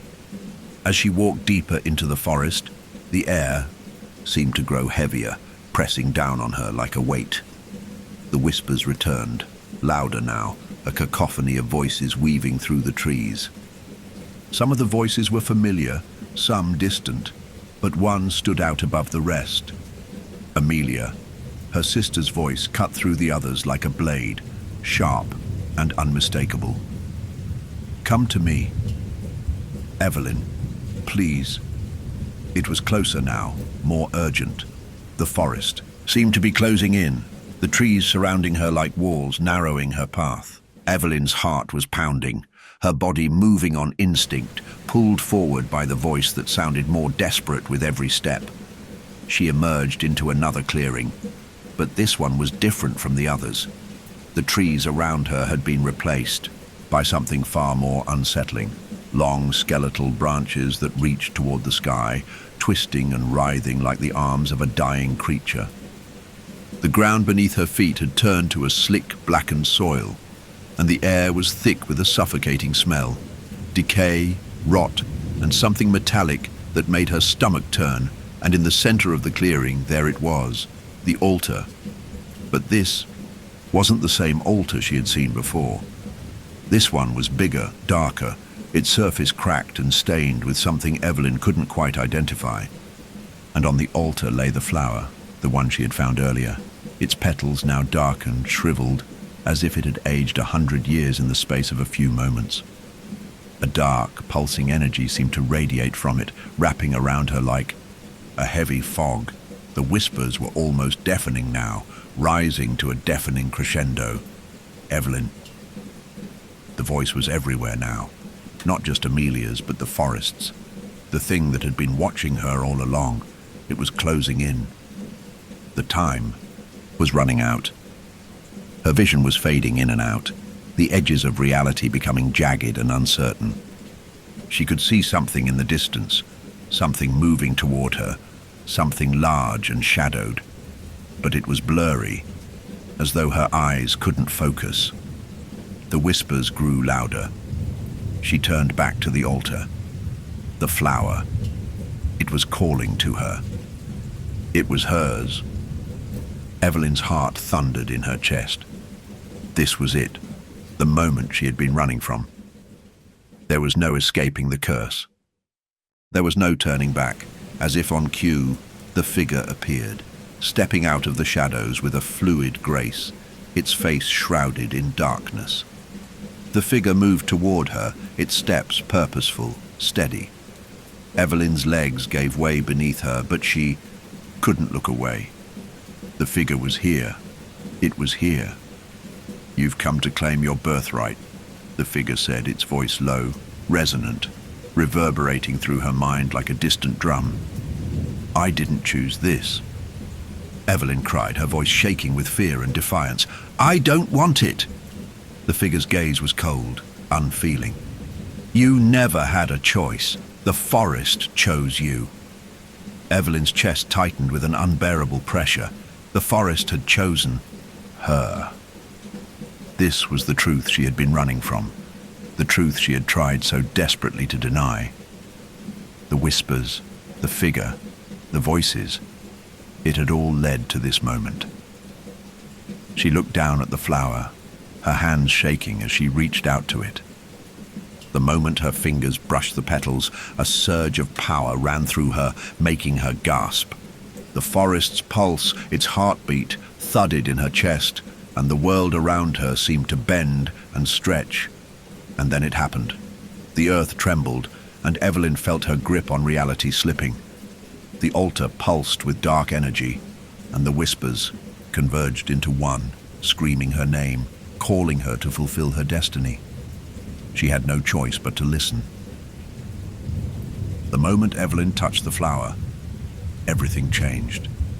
The air around her seemed to shift, thickening, as though the very fabric of the world had bent in response to the forest's unyielding hunger. The ground beneath her feet trembled with a low, almost imperceptible rumble, like the heartbeat of something vast and ancient. Evelyn's fingers clenched around the flower, the petals cold and jagged beneath her touch, and with the sensation came an overwhelming surge of power, raw, dark and suffocating. The voices, her sister's voice, the whispers of the forest, they all merged into a single cacophony, a deafening wail that rattled her bones and drowned out all rational thought. For a moment, Evelyn was paralyzed, her body frozen in place, as the forest seemed to pulse in time with her own heartbeat. She could feel it, deep within her, a powerful, magnetic pull, as though the very soul of the forest had latched onto her. The earth beneath her seemed alive, its roots stretching toward her, coiling around her legs like chains binding her to the land. She gasped, her breath coming in ragged, shallow bursts. The sensation of being watched had intensified, the presence of the forest pressing in on her from every direction.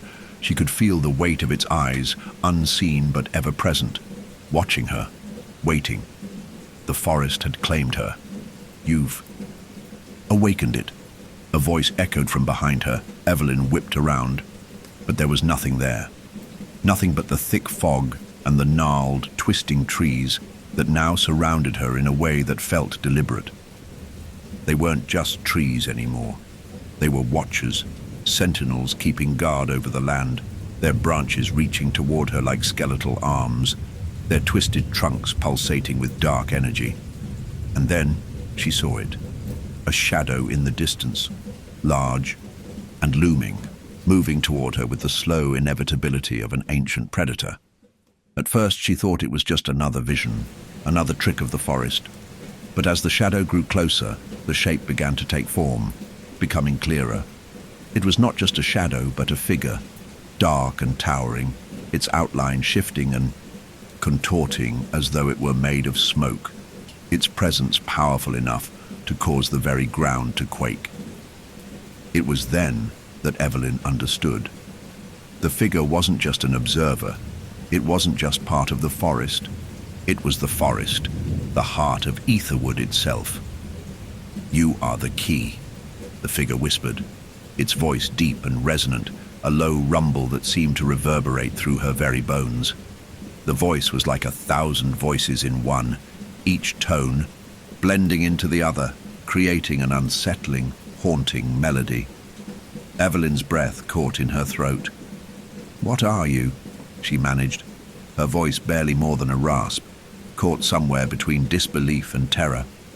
The figure tilted its head, and Evelyn felt a wave of dread wash over her. She instinctively took a step back, but the roots beneath her feet shifted, pulling her forward, drawing her closer to the altar, to the very heart of the forest. "I am the forest," it said, "and you are my successor." "No," Evelyn whispered, her chest tightening with the weight of the words. "I don't want this. I don't want to be part of this."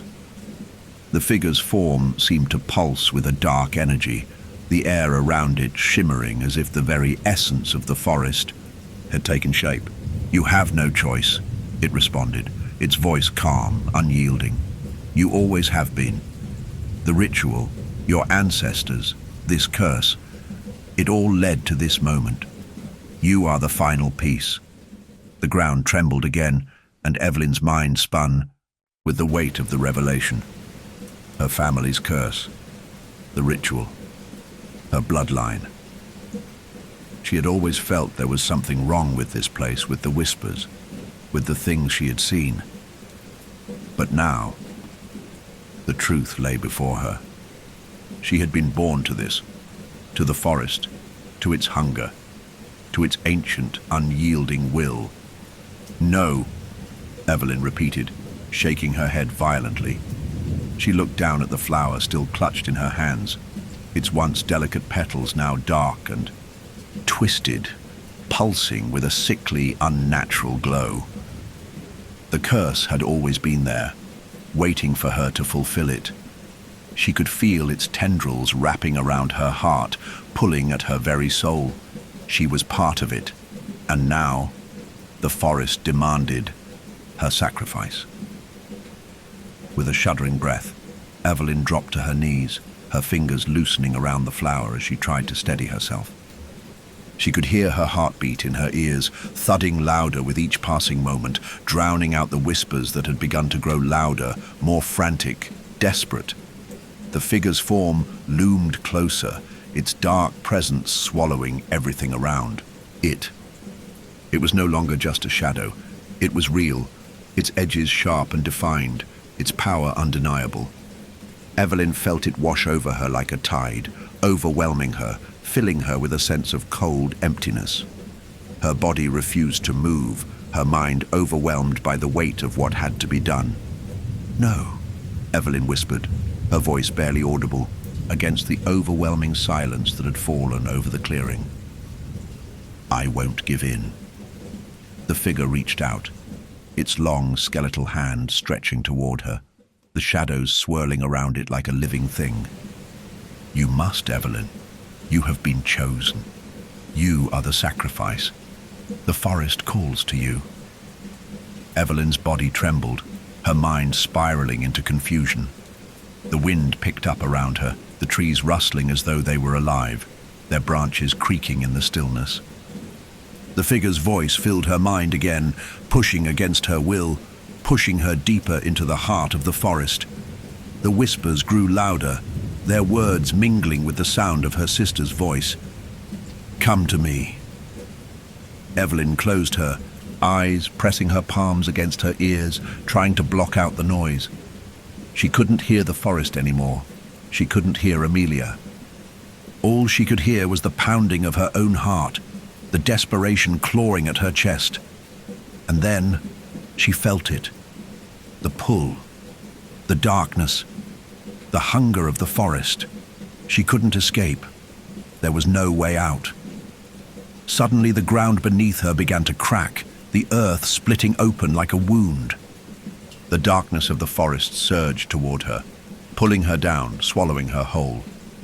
Her breath was stolen from her lungs, the weight of the forest pressing in on her, suffocating her, until she couldn't tell where she ended and the forest began. And then, in the final moment, she saw it. The altar, the silvered flower, its petals now fully bloomed, glowing with an eerie light. The forest had claimed its price. The world seemed to collapse around Evelyn. The moment the ground split beneath her, she was swallowed by the forest, the earth pulling her down with an almost violent force, dragging her deeper into the darkness. She felt as if she were falling, sinking through the layers of soil and roots, surrounded by the muffled sounds of whispers and an eerie hum, like the forest itself was breathing. Her heart pounded in her chest, a frantic rhythm that echoed in her ears, and for the first time, since she had entered Etherwood, she truly understood what it meant to be lost. Lost in the forest. Lost in the curse that had been passed down through generations of her family. The forest's grip on her tightened, the air growing colder as she descended into the depths, as though the trees were reaching for her, their twisted roots curling around her, pulling her into their embrace. She fought against it, trying to push herself free, but the force was overwhelming. It was as though the forest had become a living, breathing thing, and she was just another sacrifice to its hunger. Evelyn. The voice was faint at first, a whisper in the distance. But it wasn't just the whispers of the forest. It was Amelia's voice calling to her. Evelyn's chest tightened, and she reached out, her hands grasping at the air, desperate to find something solid. But there was nothing, just the darkness, the choking weight of the earth, the feeling of being trapped, pulled into an endless void. Amelia. Evelyn's voice was hoarse, barely a whisper, but she felt the words as if they had been pulled from the very depths of her soul. The voice responded again, stronger this time, sharper, closer. "Come to me, Evelyn. Come, please." Evelyn's heart lurched. This wasn't right. It was wrong. The voice wasn't her sister's. It was distorted, filled with something darker, something malevolent. But the connection was undeniable. The pull was irresistible.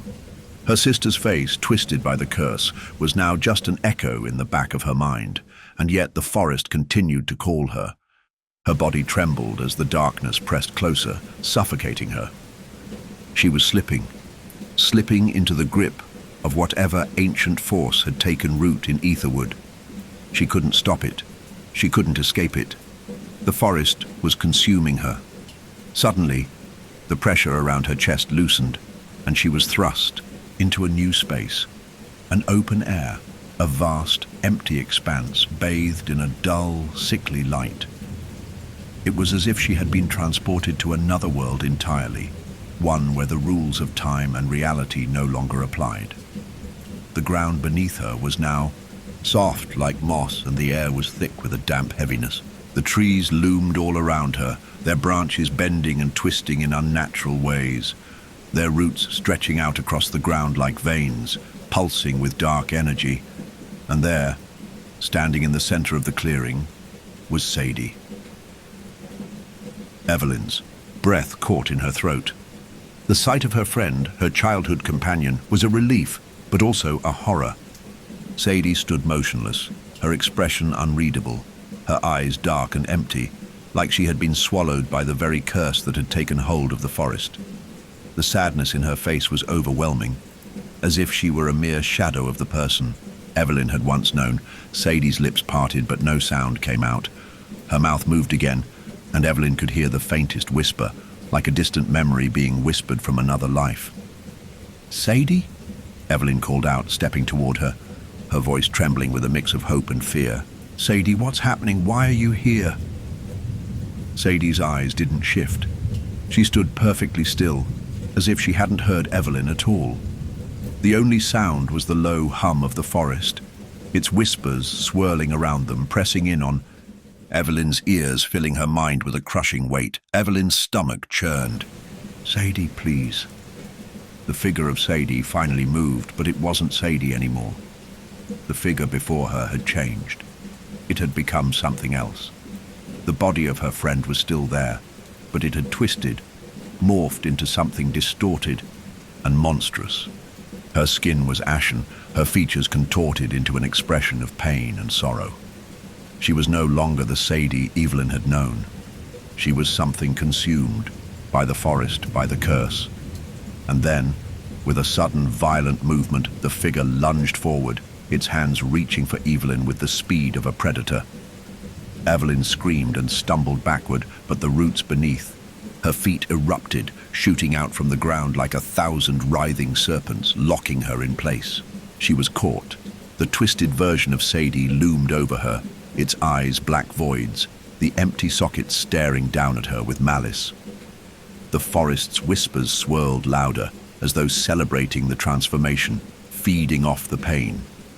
"Sadie." "No!" Evelyn screamed, fighting against the roots, but the more she struggled, the tighter their grip became. The figure above her seemed to smirk, its mouth stretching in unnatural ways. "You don't understand, Evelyn. The forest will have you," it said, its voice a guttural rasp, unrecognizable. "The debt has been paid. There is no escape." "No!" Evelyn gasped, the pressure on her chest growing tighter. The sight of her friend, now nothing but a puppet of the forest, was too much. She felt herself sinking into despair, unable to escape the overwhelming pull of the curse. Her hands dug into the earth beneath her, the roots crawling up her arms, as if the forest itself were claiming her as its own. She could feel it. It was all around her now. The forest had taken Sadie, and it was claiming her next. Tears filled Evelyn's eyes as the twisted form of Sadie bent down toward her, the darkness in her eyes consuming her completely. "You belong here, Evelyn. You always have." The words hit Evelyn like a blow. The truth had become clear. The forest was never going to let her go. She had been chosen, just like her ancestors. Her family's debt to this place would never be paid in full. It had been waiting for her, pulling her into its grasp, and now there was no way out. As the darkness closed in around her, as the roots began to tighten their hold, Evelyn understood the true horror of Etherwood. It wasn't just the curse. It was the forest itself, alive, feeding, waiting for those who crossed its threshold to become part of it.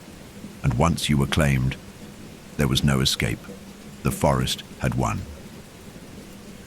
Evelyn's chest heaved with every labored breath, the air thick and suffocating in the clearing.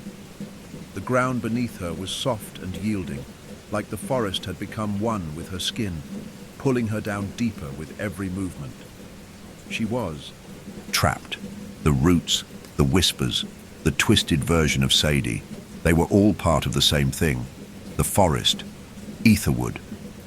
Her vision swam, the shadows twisting and dancing around her like a fever dream. She could hear Sadie's voice, her friend, but not her friend. No, Evelyn thought desperately. This isn't real. It can't be real. But the pressure of the roots against her skin, the weight of the air pressing down on her chest, it was real. The forest was real. And it was alive. The entity, the true force behind the whispers, behind the twisted figures that now populated her nightmares, was finally revealing itself.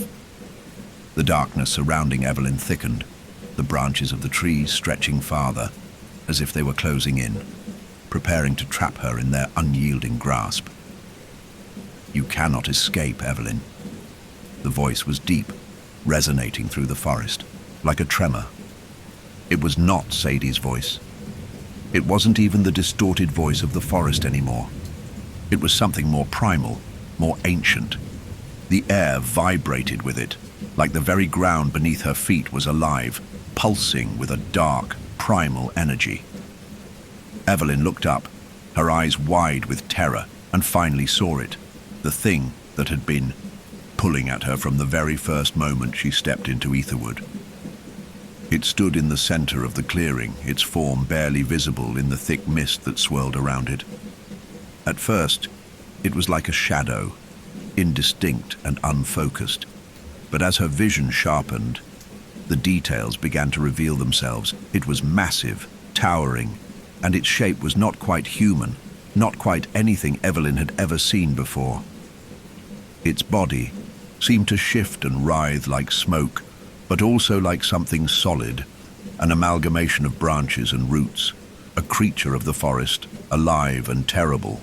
Its face, or what passed for a face, was a distorted mask of bark, branches and shifting shadows, with empty voids where eyes should have been. Its mouth opened, its jagged edges stretching like the cracks of a decaying tree trunk, revealing the depths of darkness within. Evelyn's body went cold. She couldn't move. She couldn't breathe. It was as if the air around her had become solid, locking her in place, her limbs refusing to obey her commands. "I have been waiting for you," the voice continued, now echoing in every direction, as if it were coming from within her very mind. "For generations you have wandered into my embrace, and now you will belong to me." Evelyn's mind reeled with the weight of its words. Generations, the forest, the ritual, the curse that had consumed her family had lured them into its grasp, one by one. The truth was undeniable now. She was the latest in a long line of sacrifices, and this entity, the heart of Etherwood, had been waiting for her, waiting for the final piece to fall into place, waiting for her bloodline to fulfill its debt. "No," Evelyn whispered, her voice shaking with terror and defiance. "I won't be part of this. I won't let you have me." The entity's form seemed to expand, its presence pressing in on her from all sides. It was everywhere. She could feel it in the trees, in the earth, in the very air around her. The forest was it, and it was her. She felt it in her chest, that pulsing rhythmic energy, like a heartbeat. A dark, ancient rhythm that thrummed through her veins, threatening to drown out everything else. "You have no choice," the entity responded, its voice like the rustle of leaves in a storm. "You are already mine, Evelyn. You have always been mine." A tremor ran through Evelyn's body, her heart beating faster as the entity's presence grew stronger, filling the clearing with a weight that pressed down on her like a 1,000-ton stone. Her mind was cracking under the strain of it, the world around her warping and twisting in ways that made no sense. But even in the face of it, there was something else, something deep within her that refused to give in. The part of her that still remembered Amelia, not the twisted, ghostly figure the forest had made of her, but the real Amelia, the girl she had grown up with, her twin, her other half. That part of her was still there. That part was still fighting, even if it felt like it was being drowned by the overwhelming pull of the forest. "I'm not part of this," Evelyn whispered again, louder this time, her voice trembling but steady. "I am not a sacrifice." For a moment, the entity's form flickered, like a flame struggling against the wind. The silence that followed was thick with anticipation, the forest holding its breath, waiting. Evelyn's heart thundered in her chest as she stood her ground, her eyes locked on the entity's void-like face. "You are a part of me," the entity said, its voice softer now, almost coaxing. "Your blood calls to me. You have always been destined for this. The curse cannot be undone. You cannot run from what you are." Evelyn closed her eyes for a moment, her mind reeling. The whispers, the visions, the forest. It had all led her to this moment, and she knew deep down that there was no escaping it. Her family had been tied to this place for generations, and now she was bound to it as well. But she couldn't give up. She couldn't let the entity win. There had to be another way. The ground beneath her feet cracked again, the roots rising, up to bind her, to pull her down into the earth. She felt the weight of the forest pushing against her, trying to bury her, to consume her entirely. The entity's presence grew even stronger, its form growing more defined, more solid, until it was almost tangible, like something alive. And then, in the distance, she heard it. A voice. Evelyn. It was faint at first, but as it grew louder, the figure of Amelia, the real Amelia, emerged from the shadows. Her form was translucent, shimmering with an ethereal light, but her face was clear. Her eyes locked onto Evelyn's, and Evelyn felt the weight of her sister's gaze. "You are not alone," Amelia's voice said, soft and reassuring. "You don't have to give in. You don't have to belong to it." Evelyn's heart swelled with a burst of hope, the words cutting through the suffocating darkness of the forest. She turned toward her sister's voice, her body shaking, but her resolve hardening. Amelia was still there. Her sister, her twin, was still calling out to her. The entity's form flickered again, its tendrils reaching out toward Evelyn. But this time, she stepped forward, feeling Amelia's presence behind her, a warm, comforting pull. The forest hesitated, and Evelyn realized that the true battle was not just for her body, but for her soul, for who she was, and whether she would give in to the forest's dark power. She took a step forward, toward Amelia, away from the entity's crushing presence. The entity screamed in fury, but Evelyn was no longer alone. Evelyn's heart thudded in her chest, the steady rhythm of her pulse a reminder that she was still alive. The figure of Amelia stood before her, her presence a flicker of light in the oppressive darkness of the forest, a beacon in the ever-deepening gloom. The entity, the force that had loomed over them all, now recoiled, its shape rippling and twisting in rage, as though it could not comprehend what was happening. It was no longer just a distant, omnipresent shadow. It was angry. And that anger surged through the air, vibrating in Evelyn's bones, threatening to tear her apart. Amelia's form shimmered as if caught between two worlds, alive and dead, real and spectral. Her eyes, though faint, were filled with warmth, a kind of deep, comforting recognition that made Evelyn's breath catch in her throat. "Amelia," Evelyn breathed, her voice a mix of hope and disbelief. "You're real. You're here." The phantom of her sister nodded, her gaze steady and full of love. "I'm always with you, Evelyn," Amelia whispered. Her voice was soft, yet there was an unearthly strength to it, as if it carried with it the weight of all the years they had spent together, the bond that had never truly broken, even in death. "But you must understand, Evelyn, the forest is not your enemy. It is what we made it, what our ancestors made it, and now it's waiting for you to break the chain." Evelyn stepped forward, her limbs shaking with a cocktail of exhaustion and urgency. The forest around them seemed to hold its breath. The whispers that had once filled the air were now nothing but distant echoes, the overwhelming presence of the entity retreating slightly, as if uncertain of what was unfolding before it. "What do you mean?" Evelyn's voice cracked as she reached out toward the spectral figure of her sister, her hands trembling with a mix of fear and longing. How do I break it? I don't even know where to start. Amelia's gaze softened, but there was a sorrow there too. You already? No, Evelyn. The bond between you and this place runs deep, deeper than you can understand. Your bloodline is tied to this forest, but it doesn't have to consume you. It's been waiting for the right moment. Waiting for you.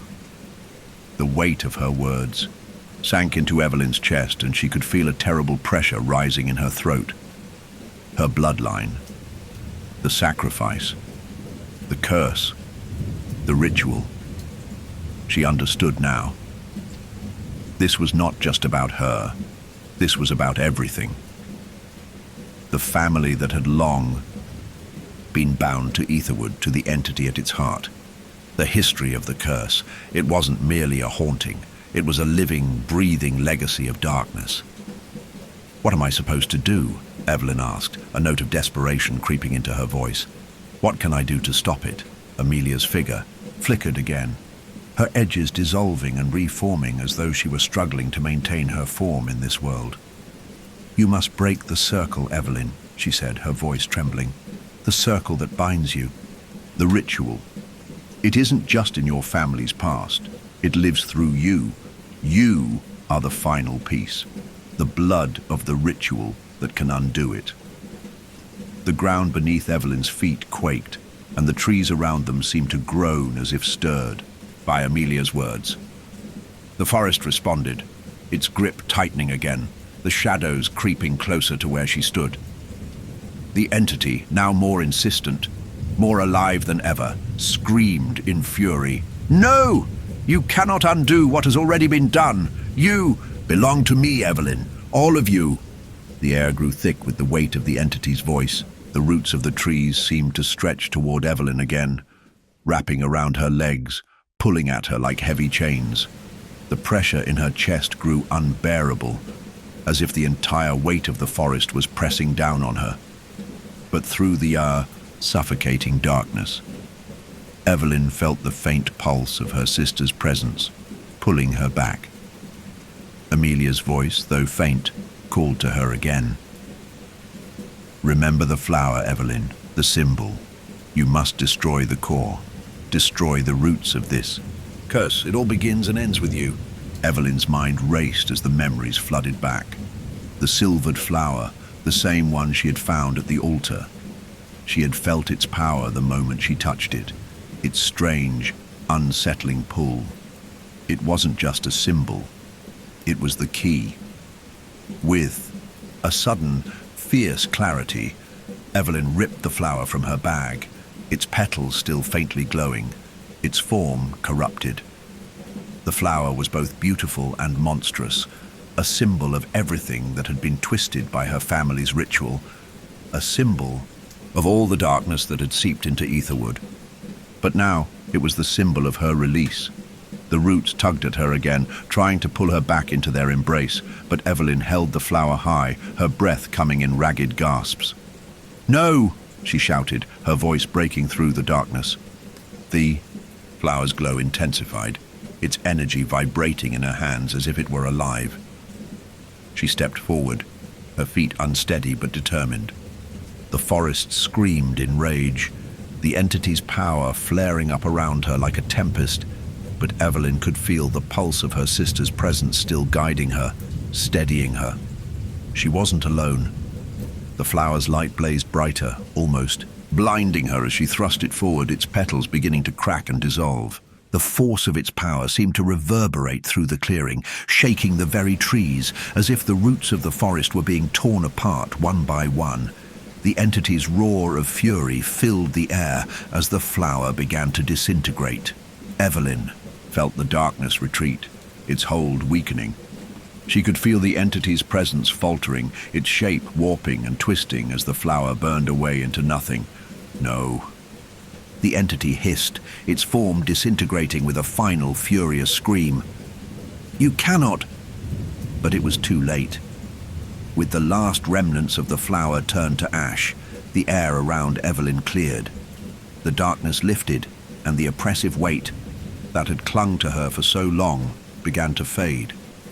The forest, now eerily silent, seemed to relax, its twisted trees no longer reaching for her. The entity was gone.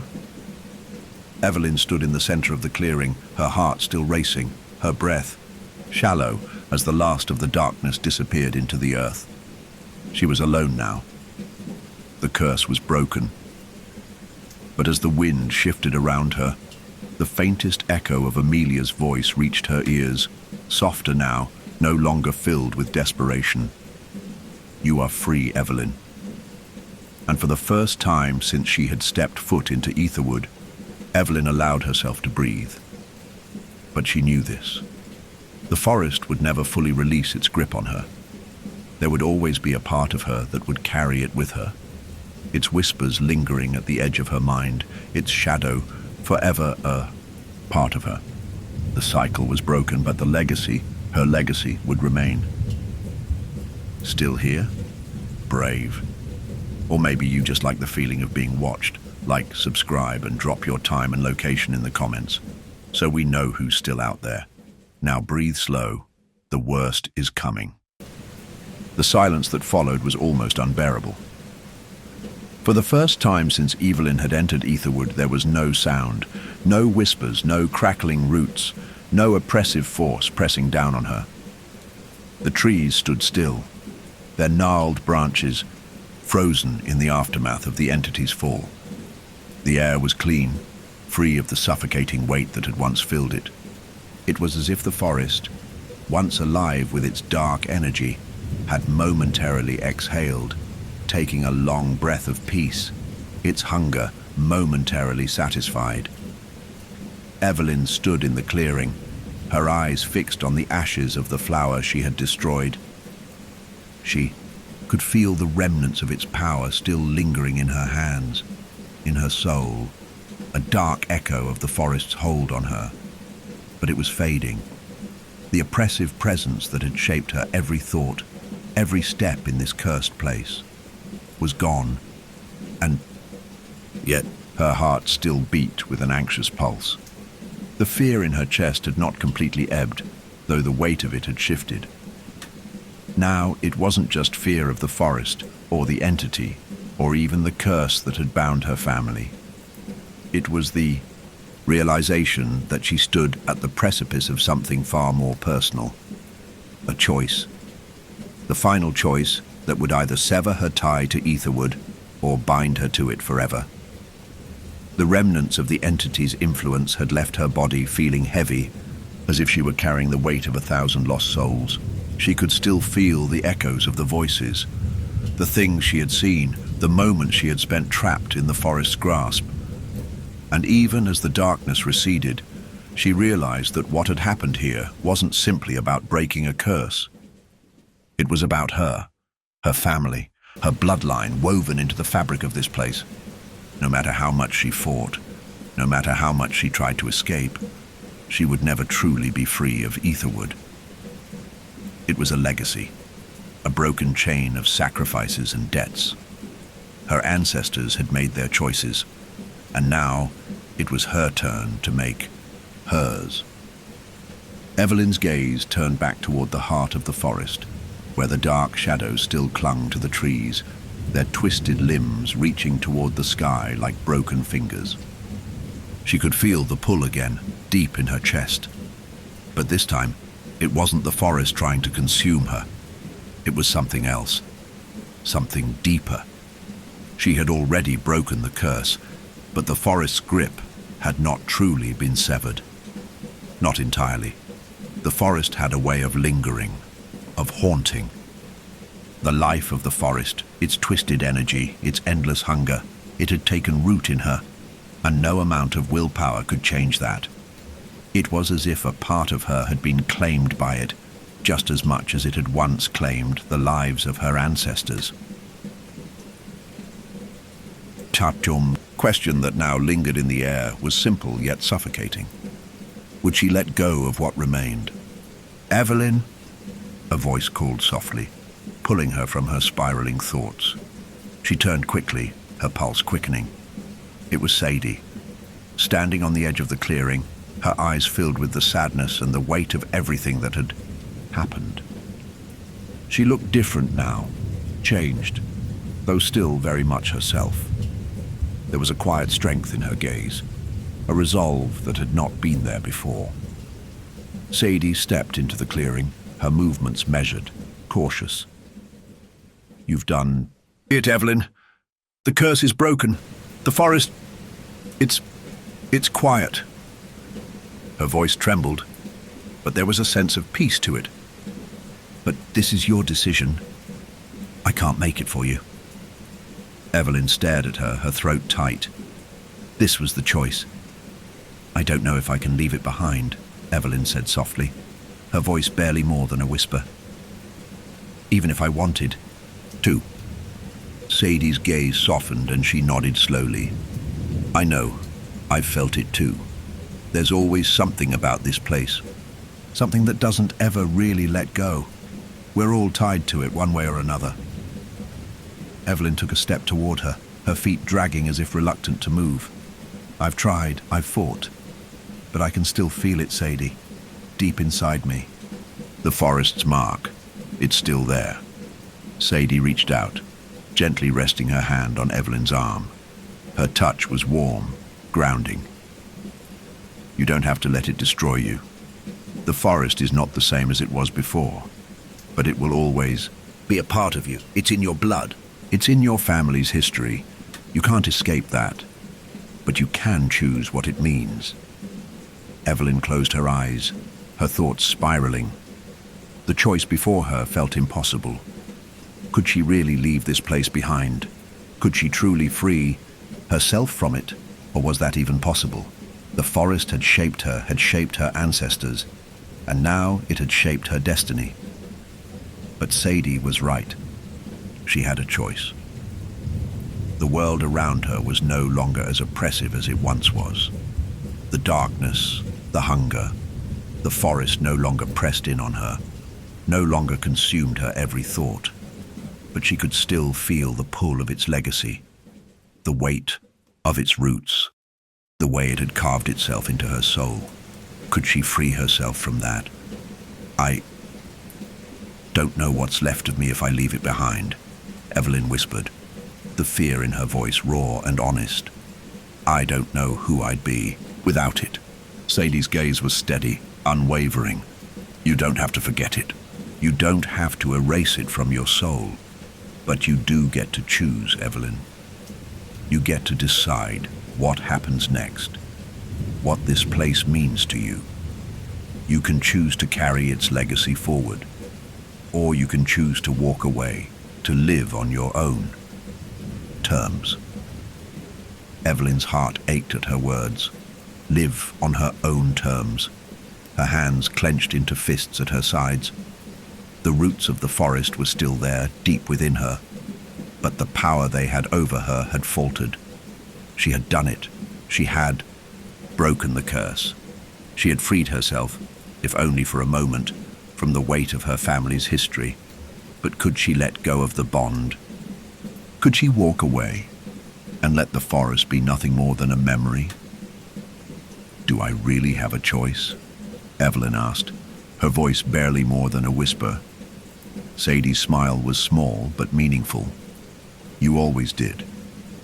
Evelyn stood there for a long moment, feeling the weight of her sister's presence in the air, feeling the pull of the forest, but also the pull of something greater. Freedom. Slowly, she took a step back from the heart of the forest. She felt the ground beneath her feet, solid and sure. The forest still reached for her, its tendrils lingering, but she was not bound to it any longer. "I'll never forget," she said softly, more to herself than to Sadie.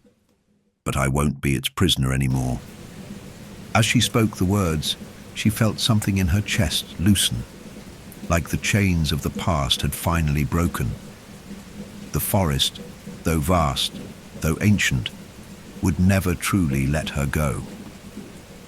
But Evelyn had made her choice, and with it, she stepped away, choosing her own path, her own future, away from the shadow of Etherwood, and as the last remnants of the curse faded, so did the forest's hold on her. The wind had changed. It was subtle at first, a slight shift in the air, as though the entire forest exhaled in relief. The once oppressive weight that had pressed upon Evelyn's chest, the suffocating presence of the entity of Etherwood's insatiable hunger, had begun to recede. The trees no longer reached for her, their twisted limbs hanging still in the damp air. The whispers had quieted, leaving only the faint rustling of leaves and the occasional snap of a twig in the distance. For the first time since she had entered this place, Evelyn felt light. The kind of lightness that comes from knowing that you've escaped the grip of something that had once been all-consuming. She stood alone in the clearing, the remnants of the broken circle of trees still surrounding her, a fragile barrier between the past and whatever lay beyond it. The smell of damp earth lingered, but it was no longer heavy, no longer suffocating. It was just the earth. Her breath came easily, her chest rising and falling with a rhythm she had almost forgotten. Sadie stood beside her, a few paces away, her eyes scanning the forest with a wary, watchful gaze. The fear had faded from her face, replaced with a kind of quiet understanding. The forest had been broken, but neither of them truly knew what that meant for what came next. Evelyn took a deep breath, turning her eyes to the horizon. The forest had lost its power. The entity, though it still existed in some form, was no longer the thing that controlled them. It was no longer the force that dictated their choices. But there was something else in the air now, something that Evelyn couldn't quite place. It was both a relief and a foreboding sense of emptiness, a stillness that felt just as overwhelming as the forest's once constant whispering. "I thought I would feel different," Evelyn said quietly, her voice trembling slightly, as though the very act of speaking might shatter the fragile peace that had settled over them. Sadie glanced at her, her expression sympathetic. "We all think that when we break something like this. We imagine we'll be free, that we'll just move on." Evelyn nodded, but her gaze remained distant, her thoughts pulling her in different directions. The forest no longer had a hold on her, but there was still something inside her that felt the forest, something that belonged to it, her bloodline, her family's ancient connection to the land, the ritual, the curse. She could feel it in her veins, the weight of it lingering. In her soul, like a fading scar, still there but not as consuming. Sadie took a step closer, her eyes still fixed on the trees. "What happens now, Evelyn? The forest won't just disappear, it won't just forget. The land has always been here, and so has the curse. It doesn't vanish overnight." "I know," Evelyn replied softly. She clenched her fists at her sides, her nails digging into her palms as she tried to steady the flood of emotions within her. "But the forest doesn't own me anymore. It can't. It won't." Sadie turned toward her, her face grave. "But you're still tied to it, Evelyn. I think part of you always will be. You can't sever your connection to this place, not completely. It's like a scar. It'll heal, but it'll never go away. It's in your blood. It's in your soul." Evelyn swallowed hard, the weight of Sadie's words pressing down on her chest like an anchor. She felt it too, the lingering pull of the forest, the way it still tugged at her, deep inside her, like a thread tied to her heart. Even though the curse was broken, even though she had freed herself from the forest's immediate grip, a part of her would always remain here. It wasn't the forest's hunger she felt now. It wasn't the oppressive weight of the entity's power. It was the remnants of it, the legacy of the curse that had shaped her bloodline for generations. That would never fade. The bond would never truly be severed. But that didn't mean it had to consume her. She didn't have to let it define her. She was more than just the curse. She was more than just the forest. Evelyn's chest tightened, and she forced herself to take another breath, steadying her nerves. "I don't know what to do next," she admitted, her voice barely more than a whisper. Sadie reached out, placing a gentle hand on her shoulder. "You don't have to know yet. You don't have to have it all figured out. You've made it this far. The rest of it will come." For a long moment they stood there in silence, the sound of the wind swaying through the trees, filling the space between them. Evelyn's thoughts were scattered, a jumbled mess of everything that had happened, everything she had been through. The forest had taken so much from her, from them, her family, her life. But it hadn't taken everything. She still had herself. She still had her memories. She still had a choice, and that choice, she realized, was what truly mattered. "I don't know if I can leave this place behind," Evelyn said, her voice distant but filled with a new resolve. "I've spent so long here, so much of my life bound to it, but I don't want to live in the shadow of it anymore. I don't want to be trapped in what it was." Sadie nodded, her eyes soft with understanding. "You won't be. You'll carry a piece of it with you, Evelyn. You'll always carry a piece of it, but it won't define you. You're more than that." The weight of her words settled deep in Evelyn's chest. She closed her eyes for a moment, inhaling deeply, feeling the remnants of the curse and the forest pulling at her, like a chain she had broken but could never fully erase. She didn't know where the road would lead from here. She didn't know if she could ever truly escape the shadow of Etherwood. But she knew one thing for certain. She had the power to move forward. The forest might always be a part of her, but she could choose to make it her past, not her future. The final breaking had come. The curse was over. And now it was time for Evelyn to choose what she would do with the life she had left. She turned to Sadie, her face resolute, her heart steady. "Let's go," she said, the words breaking free from her chest like a dam finally giving way. "Let's leave this place." Sadie smiled softly, the first genuine smile Evelyn had seen from her in days. She nodded.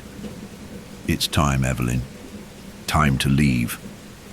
Together they turned toward the path that led out of the forest, the dark trees looming behind them, but fading with every step they took toward the light. They had broken the curse, and now they would walk into the future. The forest behind them was quiet now, the air thick with an eerie stillness. But the moment they stepped beyond the last row of twisted trees, Evelyn felt the heavy weight of the world fall off her shoulders.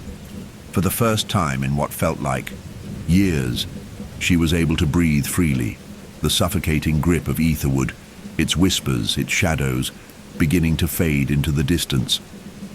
The once overbearing presence of the forest now felt like something she could leave behind. Sadie walked. Beside her, her steps light, but there was an undercurrent of something darker in her gaze. The closer they came to the edge of the woods, the more Evelyn realized that the forest's presence wasn't just something they could escape by walking away. There was something else, something far more insidious, that was still with them. They had done it. The curse was broken. The entity was no longer holding sway over the land. But Evelyn could feel the tremors of its final, desperate thrash in the air, the last remnants of its power struggling against its defeat. "I thought we could leave it behind," Evelyn said softly, her voice distant, as she stared at the open expanse ahead. The morning light now filtered through the trees, but it didn't feel like the start of a new day. It felt like a transition, a moment before something else, something darker could manifest. Sadie glanced at her, and Evelyn caught the flicker of something fleeting, something like fear, crossing her face. "I want to believe that, Sadie," said her voice low, almost hesitant. "But the forest, it doesn't let go easily, not completely." Evelyn's heart twisted in her chest. She knew what Sadie meant. Even though the entity was gone, Even though the curse was broken, the forest's legacy had burrowed deep inside them both. It wasn't just the place, the land that had consumed so much of their past. It was the mark it had left on them, on their souls. The forest's roots ran deeper than any curse. It had changed them, and some things were impossible to forget. As they walked in silence, the air growing heavier as they neared the town's edge, Evelyn felt a cold shiver crawl down her spine. It wasn't the cool morning breeze. No, this was different.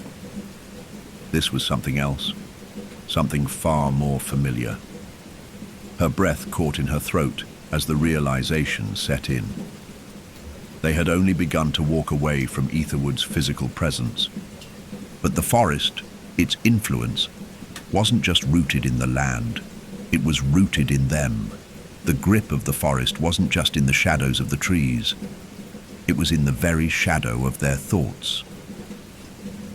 Evelyn stopped walking, suddenly frozen in place. Her gaze fixed ahead. Her chest tightened. Something wasn't right.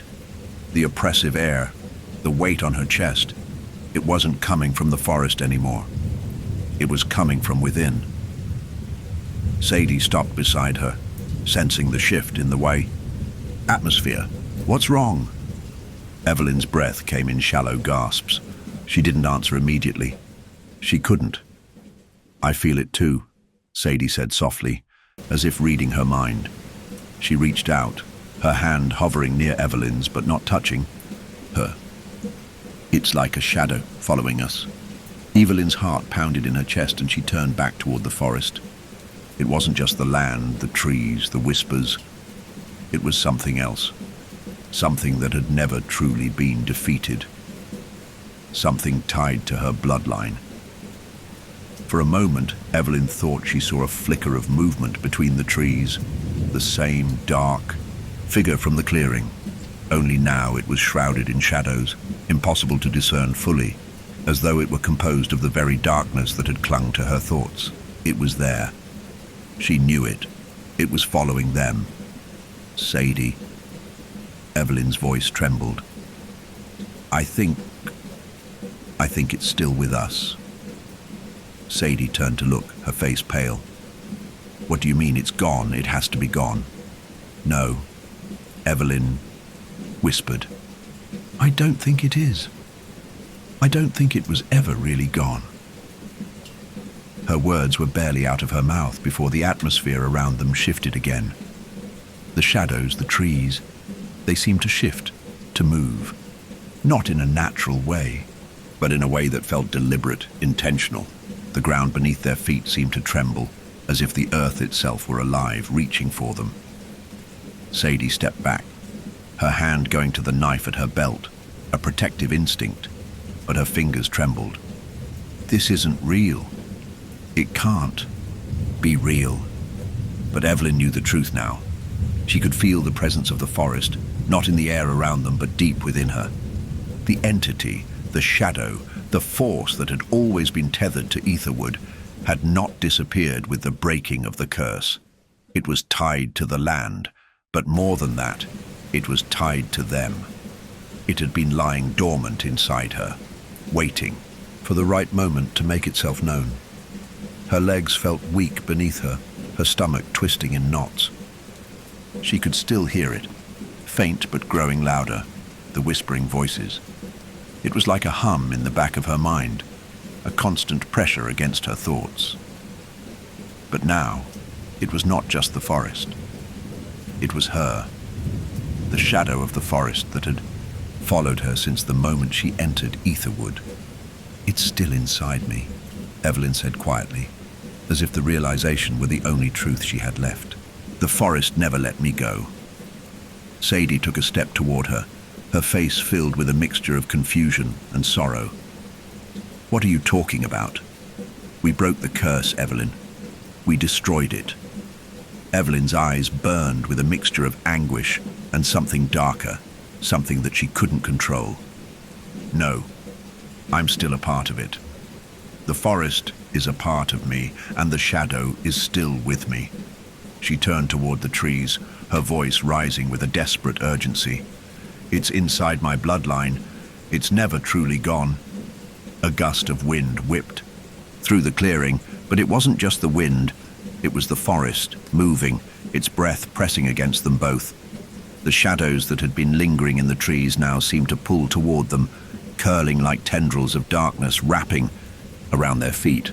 Evelyn could feel it, the weight of the forest's grip tightening around her once again, like a chain wrapped around her body, drawing her back into its embrace. The forest had never been just a place. It had always been within her. It would never let her go. The ground beneath Evelyn's feet seemed to shift, as though the earth itself was waking up. The wind grew stronger, its howls now sharp and insistent, as if calling her back to the very heart of Etherwood. Evelyn took a step forward, her body trembling, but something deeper inside her, something that had always been buried, urged her to move toward the trees, toward the forest's waiting embrace. Sadie's hand on her shoulder brought her back to herself, but the grip was tight, urgent. "Evelyn, no, you can't. You can't go back there." But the shadow, the darkness that had followed them, was no longer just a whisper in the distance. It was a presence, solid and consuming. Evelyn could feel its pulse, its heartbeat, thrumming through the earth beneath her feet. The air was thick, suffocating, as if the entire forest had drawn in a breath, holding it, waiting for something, someone. Her mind raced, memories and voices colliding in a torrent she could no longer control. "It's inside me," Evelyn repeated, her voice barely a whisper. The words felt like an acceptance, a recognition of a truth she had fought against, but now she could no longer deny it. The forest had always been inside her. She could feel it, the ache, the hunger, the pull. The forest had not just been a physical place. It had been a part of her bloodline, a shadow that followed every generation. Her ancestors had bound themselves to it, and now it had bound itself to her. There was no escaping it. The shadow had become a piece of her, a twisted part of her existence. And it wasn't content with just lingering in the background, it was calling to her. Sadie's voice broke through her thoughts. "Evelyn, listen to me. I know what you're feeling. But going back into that place, it will destroy you. You can't let it win. You've already broken the curse." But Evelyn knew. The curse was only part of it. The curse had been broken, yes. The entity had been cast out, but the forest was not just an evil to be defeated. The forest was a part of the land, of the world around them, and she had always been a part of it. Even after breaking the curse, the forest had left a mark on her. It was inside her, in her heart, in her soul. "I am the forest," Evelyn whispered, her voice breaking with the weight of it. "And the forest is me." Sadie stepped back, her eyes wide with shock, as though trying to understand what Evelyn meant. "No, Evelyn, that's not true. You're still you. You're not a part of that place anymore." But Evelyn could hear the truth, buried deep in her chest. The truth she had known from the moment she had set foot in Etherwood, but had refused to see. The forest hadn't just taken control of her mind or her body. It had woven itself into the very fabric of who she was. It had shaped her bloodline, shaped her thoughts. And no amount of breaking the curse could erase that. The wind picked up again, howling louder, as if the very trees were groaning in pain. The shadows between the trunks deepened, their shapes growing darker and more foreboding. Evelyn looked around, and the world around her seemed to twist, the edges of the forest stretching like a dark, hungry maw, closing in on them. It was coming for her. Sadie's voice was frantic now, a sharp contrast to the stillness of the moment. "Evelyn, you're not alone in this. Don't let it consume you. We broke it together. No. Evelyn interrupted, her voice filled with the raw, painful certainty of someone who had already accepted the truth, even if it meant embracing something terrifying. She turned toward the trees, toward the presence, the pull. I have to face it. I have to face what it really is. Sadie grabbed her arm, desperation in her eyes. Please, please don't do this. This is not you. You're fighting the wrong fight. You're fighting against yourself. Evelyn's eyes filled with unshed tears, but there was no hesitation now. Sadie, she said softly, pulling her arm free. I am the forest, and there's no escaping it. Not now. Before Sadie could speak again, Evelyn turned toward the shadows that stretched out before her. The weight of the forest, of its legacy, of its hunger, pulled her forward. She could feel the presence of the dark, the pull of the entity that had followed her all this time, the thing that had shaped her fate. She could no longer deny it, and she was no longer afraid. It was a part of her. It had always been a part of her. She stepped toward the trees, her heart heavy but resolute. The forest responded to her, the branches bending toward her as if welcoming her back. The shadows moved, as if alive, guiding her, pulling her into their embrace. No. Sadie's voice trembled as she called after her, but Evelyn didn't look back. The forest had spoken. It had always spoken, calling her name. And now, Evelyn knew she had to answer. The deeper she moved into the forest, the more she felt the forest's power return to her very soul. It wrapped around her like a cloak, a suffocating ancient force that she could neither escape nor embrace. But it was hers. It was always hers. The winds picked up, the whispers returned, filling her ears with a deafening roar. Evelyn. The voice of the forest was clearer now, louder than it had ever been. It was no longer a whisper in the dark. It was the sound of the land itself, breathing, living, calling to her. I've always belonged to you, Evelyn murmured, feeling the words tear at her heart. And I always will. The forest had one last part to play in her life, one last chapter to write, and she couldn't escape it. She couldn't escape what she had become. The ground beneath her trembled again, and the trees around her began to shift, their roots creeping upward, intertwining around her legs. The forest's shadow swallowed her whole. There was no running, now. There was no way out. Evelyn had broken the curse, but she had not freed herself. She had only become part of it, the final sacrifice, the last link in the chain of the forest's endless hunger. And as the darkness pulled her into its heart, she realized the true price of breaking the curse, to become the thing she had fought against. The shadow had claimed her once more. The world around Evelyn had shifted into something unrecognizable, something both familiar and nightmarish. The moment the forest's darkness swallowed her, it was as though she had entered a place where time had no meaning, where nothing had rules anymore. The air was thick, choked with the scent of moss and decay. The ground beneath her feet felt soft, like wet earth, but when she tried to move, the sensation was different, slippery, as though she were walking on something ancient and alive. The bull. Roots of the trees stretched out like veins, writhing beneath the soil, pulsing with dark energy. The forest had claimed her, as it had claimed so many before her, and now she was not just part of it. She was the forest. It was her, and she was it. There was no escape from the dark thread that ran through her veins, linking her to this cursed place. For a moment, Evelyn stood motionless, overwhelmed by the sheer weight of what she had become. She could feel the whispers, the voices that filled the space around her. They weren't distant now. They were inside her head, 1,000 voices overlapping, all waiting for her to acknowledge them. Some were familiar, others strange, but they all shared a common thread, a hunger, a deep gnawing ache that had existed in the forest long before she was born. Evelyn, a voice whispered, but it wasn't Sadie's.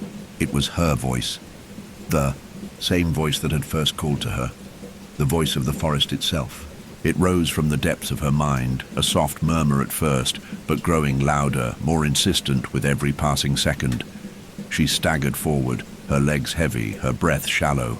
The shadows were growing thicker around her, swirling in a hypnotic dance. And yet, the forest felt like home now. It felt like she was part of it, woven into the very fabric of its ancient pulse. Evelyn, you are mine now. The voice sounded like 1,000 voices speaking in unison, but it was no longer just an echo in her mind.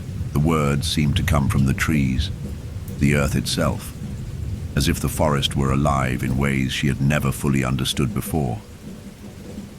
I never wanted this, Evelyn whispered to herself, though her words were drowned out by the forest's overwhelming presence. She wanted to fight, to scream, but the realization was too crushing. The force that had claimed her, the forest that had pulled at her every step of the way, was real now. It was inside her, and it always had been. The trees creaked and groaned, their branches swaying, reaching toward her as if they too were alive. She could hear them now, feel them, their ancient whispers vibrating through the air. They were calling to her, beckoning her deeper into the forest, deeper into the heart of the curse that had lived in her bloodline for generations. Her eyes fluttered open and closed, as though the shadows themselves were pulling at her consciousness, pulling her towards something she could not yet fully understand. Was this what it meant to become one with the forest? To give in to the darkness? To be consumed by it? No, she gasped, shaking her head violently, as if to rid herself of the suffocating thoughts. She tried to focus on the space around her, but it was all blurring. The trees, the ground, the whispering wind. Everything was melding together into one endless, dark sea. Then she saw it, a flicker of light in the distance, weak but undeniable. The forest seemed to part, as if in acknowledgement of something that had been allowed to exist here. It wasn't much, but it was enough to push her forward, to give her a glimpse of what lay beyond the dark forest. She forced herself toward the light, her limbs heavy but resolute. As she moved, she heard the whispers fade just for a moment. But when she reached the light, she found herself standing in front of the very altar she had destroyed. But this wasn't the altar she had seen before. This one was more ancient, more real. It was larger, and its surface was covered with intricate symbols, just like the ones she had seen etched into the roots of the trees. The air around it was thick with a strange energy, a power so old, so rooted in the land itself, that Evelyn could feel it pulsing through the very air. The flower that had been part of the curse, rested on the altar, its petals dark and glistening with the faintest shimmer of light. A shadow flickered across her vision, a dark figure that seemed to pulse with the heartbeat of the forest. She looked up, her heart nearly stopping in her chest. It was the figure of Sadie, but not as she remembered. This figure was tall, shadowy, her face a mask of bark and twigs, her eyes empty voids. Sadie? Evelyn whispered, though the word felt strange on her tongue. The figure didn't answer right away. Instead, it reached for the flower, its fingers brushing across the petals, causing them to shimmer like dark starlight. "No," Evelyn said, stepping back, her voice cracking with panic. "No, this isn't real. You're not Sadie." The figure's eyes locked with hers, a deep, hollow gaze that seemed to pierce her very soul. "I am Sadie," the figure whispered, its voice both familiar and foreign, layered with the strange, twisted power of the forest. "I have always been.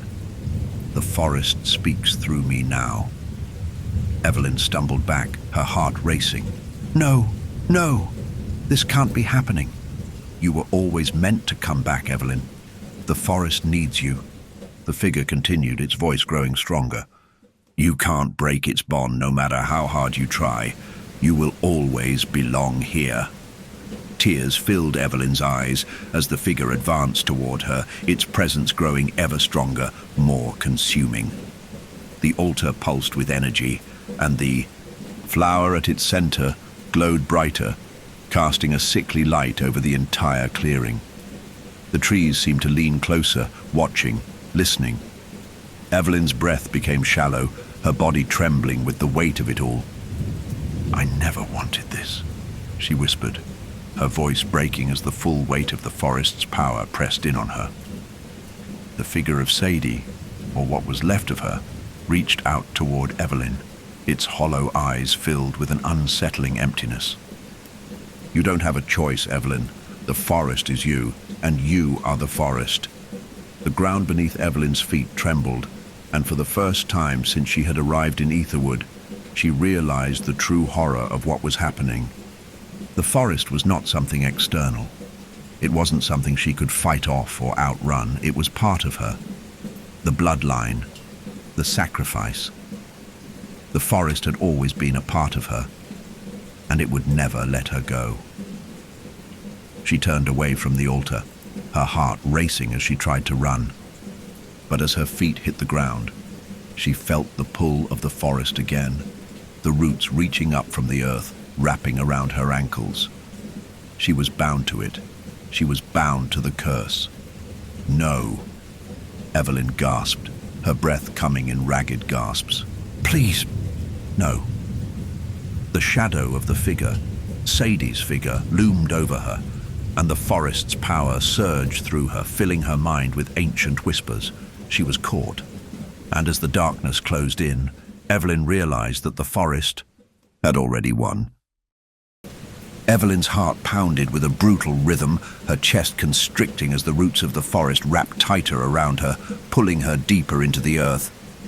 The sharp, insistent force of the forest had never felt so real, so all-encompassing. It was as though every fiber of her being was being absorbed into its very essence, feeding into its insatiable hunger.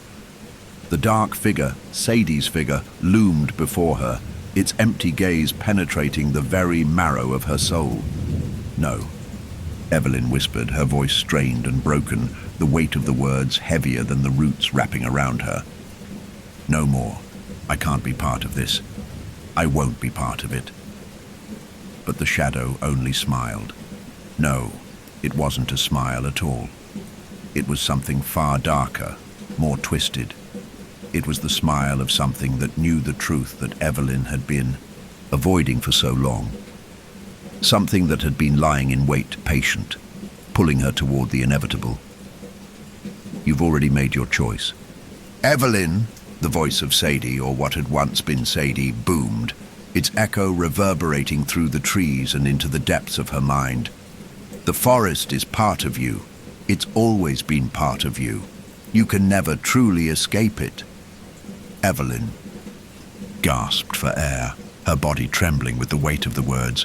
Every fiber of her being screamed in protest, but the forest was relentless. The roots, the branches, the darkness, it was all alive, and it was all her. It was a sickness buried deep within her bloodline. Her body was no longer her own. The forest had claimed her. She closed her eyes, trying to block out the overwhelming presence that threatened to swallow her whole. But even with her eyes shut tight, she could feel the trees closing in, their limbs like grasping hands, pulling her back toward the altar. She couldn't breathe. She couldn't think. The whispers, the voices of the forest, were suffocating her. The voice of Sadie returned, deep and insistent, as though the forest itself was speaking through her. "You cannot fight it anymore. You are the forest's legacy, Evelyn. You always have been." Evelyn gasped, her body shaking with fear and defiance. Her voice faltered. "I didn't choose this. This isn't my fate. It can't be." But even as she spoke, she knew the truth. The forest had always been in her. It had shaped her family, and it would never let her go. She had been born into it, and no matter how far she ran, no matter how hard she fought, the forest would always be a part of her. Her eyes snapped open, and the altar before her, the ancient twisted structure, glowed with an unnatural light, casting strange shadows across the clearing. The flower on the altar, once destroyed, had regrown, its petals now glowing with an eerie, sickly radiance. The smell of decay and rotting earth filled the air, mingling with the sharp scent of flowers. The air was heavy with the forest's hunger. Evelyn took a step back, but the roots tightened around her legs, pulling her down into the earth. Her chest tightened with panic, and she could feel the weight of the forest's power closing in. There was no escape. Not from the roots. Not from the darkness. She had fought, but the battle was over. She had lost. "No," Evelyn whispered, her voice breaking. "I won't let it end like this. I won't." But the forest was relentless. It was everywhere. Inside her, around her. It consumed her thoughts, her fears, her very breath. She had always known that this was her destiny. The forest had claimed her bloodline for generations. It was too late to fight it. The ground beneath her feet trembled again. But this time, it wasn't the forest pulling her in. It was the altar. The roots were pulling her toward it, forcing her to her knees in front of the ancient structure. The glow of the flower pulsed, drawing her in, as though it was alive, calling her to fulfill the ancient ritual. The shadows around her seemed to shift, taking on shape and form, and for the first time Evelyn saw them clearly. They were figures from her past, faces she had long forgotten, faces she had lost to the curse of Etherwood, her ancestors. They stood behind the altar, their eyes empty, their faces twisted in silent agony. The whispers returned, louder now, their voices a chorus of pain, of grief. "You were always meant to be here, Evelyn. Your family has always belonged to the forest. You cannot break free." Tears filled Evelyn's eyes, and she closed them tightly. But the image of the figures, of her ancestors, was burned into her mind. They were calling to her. They were the ones who had begged her to return, who had sacrificed themselves to the forest. They were trapped, bound to the forest for eternity, and they were asking her to join them. "No." Evelyn gasped, shaking, her head in defiance. "I won't, I can't." But even as she said it, the roots around her tightened, pulling her toward the altar. The forest was no longer just a place. It was inside her. It had always been inside her. She could feel the pull, the hunger deep in her bones. Her ancestors' voices were louder now, rising in a symphony of sorrow. "You will complete the cycle, Evelyn. You will fulfill the ritual. You will be the last, the final piece." The darkness pressed in, the shadow of the forest consuming her thoughts, her breath, her very soul. There was no escape. She had tried to run. She had tried to fight. But the forest was always inside her, always waiting, always watching. Evelyn felt the pressure building inside her, the weight of the forest's power, the centuries of bloodline and sacrifice, pressing down on her like an iron vice. She could feel the flower's glow pulsing through her veins, like the heartbeat of the forest itself. And in that moment, she knew the truth. The curse was never meant to be broken. It was meant to continue. And now, Evelyn understood her role. She was the last of her bloodline, the final sacrifice to complete the ancient cycle of the forest. She was the last link, the last piece needed to bind the curse forever. The final breaking had come. The shadow had claimed her, just as it had always intended, and the forest would live on. Evelyn's body trembled with the weight of it. The forest's grip had grown unbearable, suffocating, as if the trees themselves were squeezing the life from her with each passing moment. The voices, her ancestors, the whispers of the forest, flooded her mind, filling every crevice, every thought, until there was nothing left but the raw, gnawing hunger of the land.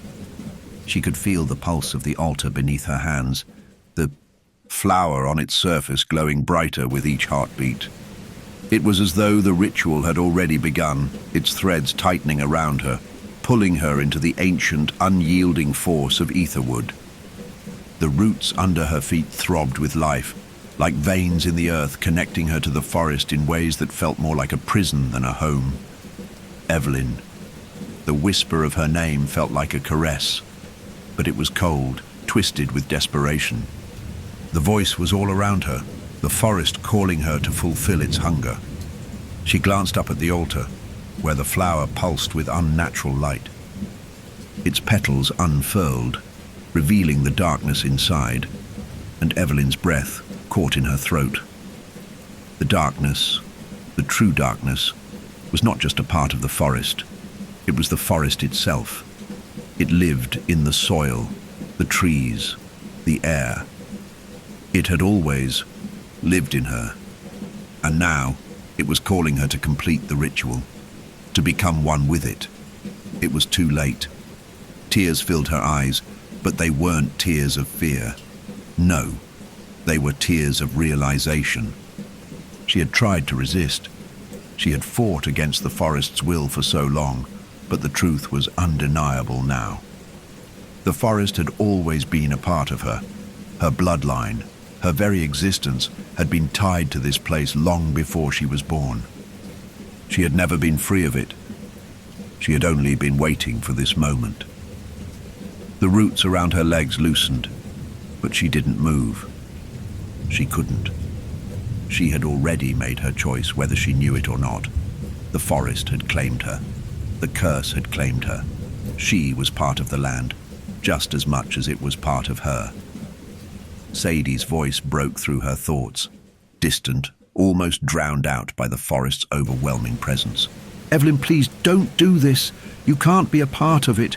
You can't become..." But Evelyn couldn't hear her. The forest had already consumed her.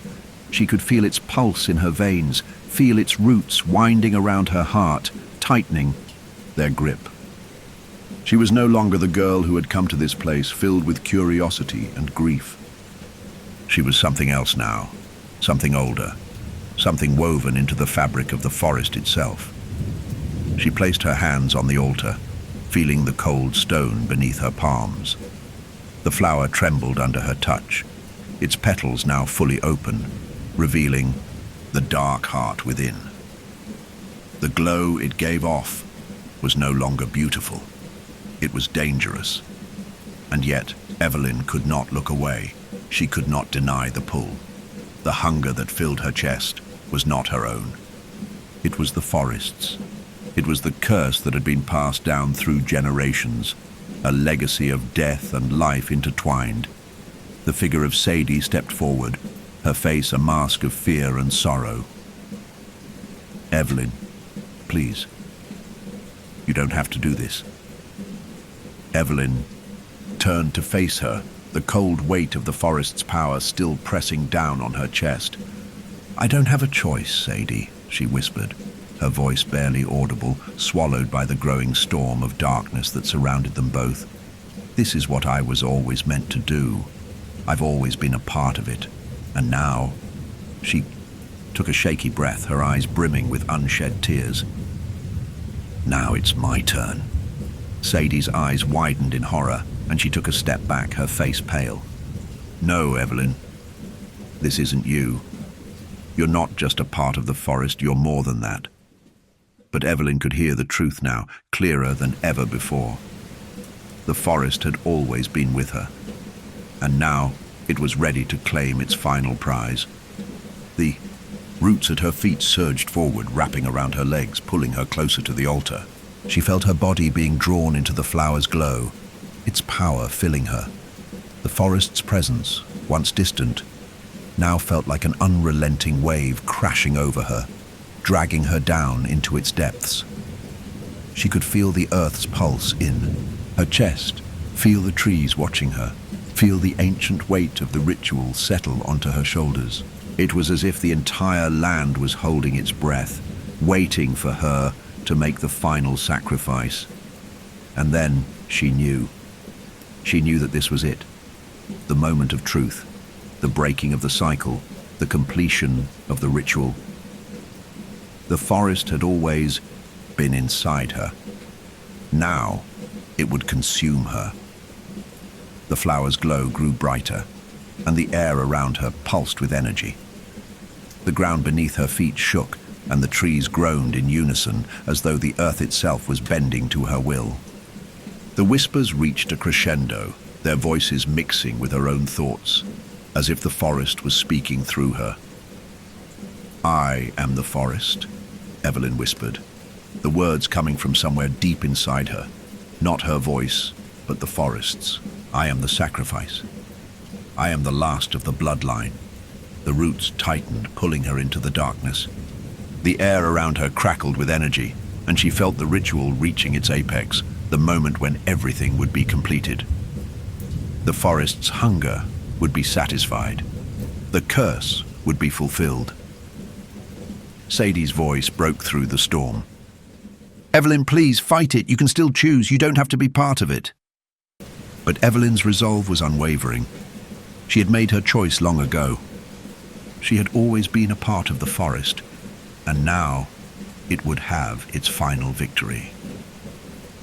With one final breath, Evelyn allowed herself to be consumed by the light of the flower, the darkness wrapping around her, binding her to the earth, to the forest, to the curse. And as she was pulled into the depths of the forest's heart, she understood the final truth. The forest had always been inside her, and now it would live through her. The ritual was complete. The shadow had claimed its final sacrifice. The cycle had been broken, but at what cost? The world around Evelyn dissolved. There were no trees, no whispering roots, no cold, heavy air that clung to her skin, no haunting memories of Etherwood's twisted grip. For a moment, it felt as though she had been swallowed by the very essence of the forest, pulled into its heart, its deepest core. It was a strange, disorienting sensation. She couldn't tell where she ended and the forest began. Was she still herself? Or had she already become something else?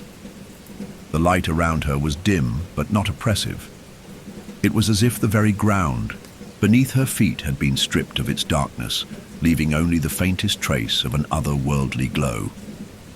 She could hear the faint rustle of leaves, the distant murmur of water, but everything felt muted, as though the world had been shrouded in a dream. She was no longer in the world she had known, but somehow she wasn't completely gone from it either. It was a state of being between places, between life and death, between light and dark.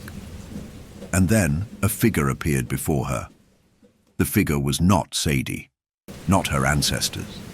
No, this was something else entirely, something ancient, but not malevolent. The figure was draped in shadows, but there was something comforting in its presence, as if it were waiting for her to see something that had always been there. Its shape flickered, its form unstable, as though it were made of the very air around them. But its eyes were fixed on hers, dark but not empty. They were filled with understanding. "Evelyn," the figure spoke, its voice like a soft wind, rustling through leaves, distant but close.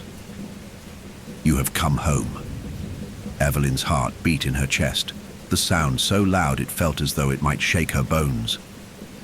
"Home," she echoed, confused. "Where am I? What is this place?" The figure's gaze softened, and the shadows around it began to shift. "This is the heart of Etherwood, the place where the ritual began, where your family's bloodline was first tied to this land. It is both the beginning and the end, the part of the forest and the place where your journey truly begins." Evelyn felt a pang of sorrow in her chest. Her breath hitched. The beginning and the end. How could she ever have understood that she was always meant to be here, to complete the cycle of sacrifice that had been started long before her. Her body trembled with a mix of fear and something else, acceptance. This was the price she had paid. She had fulfilled her role in the ancient ritual. She was no longer Evelyn, the girl who had been consumed by grief and the curse. She was something else now, something bound to the forest, something that could never truly leave. But even in the shadow of this realization, there was something inside her that resisted, something she couldn't shake. The forest had been her prison. It had taken everything from her, her family, her memories, her future. How could she ever accept it as home? The figure, sensing her thoughts, spoke again, its voice gentle but firm. "You cannot change what has happened, Evelyn. Your bloodline was always meant to return to the heart of the forest. But that does not mean you have lost yourself. You are not just the forest's heir. You are also yourself. You are the keeper of its memory. And you have a choice." Evelyn's eyes widened, her breath catching in her throat. "A choice?" The figure nodded, a slow, deliberate movement. "The curse is broken, yes. The ritual is complete. But the forest, the heart of Etherwood, it will always need a keeper. It will always need someone to guard it, someone to remember." The world around Evelyn seemed to pulse in time with the beating of her heart. She could feel the land, the trees, the earth beneath her. It wasn't oppressive anymore. It was alive. It was part of her now, and though it had claimed so much, it was offering something in return. Something Evelyn had not expected. A chance to shape this place, to guide it, to become it. "You have a choice," the figure repeated. "You can stay here, as the keeper of Etherwood's heart. You can protect it, nurture it, keep the balance intact. Or you can leave. You can choose to walk away and return to the world outside." Evelyn's mind swirled with the weight of it. Stay in the heart of the forest? Stay bound to it, to the very essence of what had destroyed so much of her life? Or leave it behind? Would she be able to leave it behind? Would she ever truly escape? The figure's presence seemed to grow, its form shifting with the movement of the trees. "You are no longer a prisoner, Evelyn. The forest is not your cage. It is your legacy, but it is also your power. The choice you make now is not one of escape. It is a choice of what you become." The air around her seemed to vibrate with the weight of its words. She was here. She had done it. She had fulfilled the ritual. But now, she had to decide what it would mean for her. Would she become part of the land that had shaped her family's destiny for generations? Or would she walk away from it, leaving the forest behind forever? Evelyn closed her eyes, her breath steadying as she considered the choices laid before her. She wasn't the same girl who had come to this place. She had seen the horror, the legacy, the darkness that had pulled at her. But now, the forest felt different. It wasn't just a prison. It was a living thing. Alive with the memory of everything that had come before. Alive with the possibility of what could be. She reached out, her fingers grazing the air, as though touching the fabric of the forest itself. For the first time, in what felt like forever, she could feel the connection, not just the pull, not just the hunger, but a shared existence. "I can't escape it," Evelyn whispered to herself, more certain than she had ever been. "It's in me," the figure nodded, as though understanding what she had already known. "Yes, it always has been." Evelyn's heart raced, the choices flooding her mind. And then, in that single moment of clarity, she understood. She didn't have to walk away from the forest. She didn't have to run from her legacy. She could choose to carry it with her, to shape it, to guide it, to become its guardian. She could still be herself. She didn't have to be a prisoner of her bloodline. She could be the keeper of the forest, but she could also be free. "I'll stay," she said softly, her voice steady with resolve. "I'll protect it, but I will define it, not the other way around." The figure smiled, and for the first time since she had arrived, Evelyn felt the weight of her choice lift from her shoulders. The forest had been her past, but now it would be her future. She would shape it, protect it, and carry the memory of what had been, but it would not define her. The heart of the forest pulsed with a soft glow, the air shimmering around her as the shadows seemed to retreat. The whispers faded, and a deep, calming peace settled over her. She had made her choice, and the forest had in a way made its peace with her too. The ritual was complete, but the legacy was hers to carry. The peace that enveloped Evelyn was not the kind of peace she had expected, calm, serene, unchallenged. No, this peace was heavy, a slow, grounding force that filled her mind and body with the weight of what she had chosen.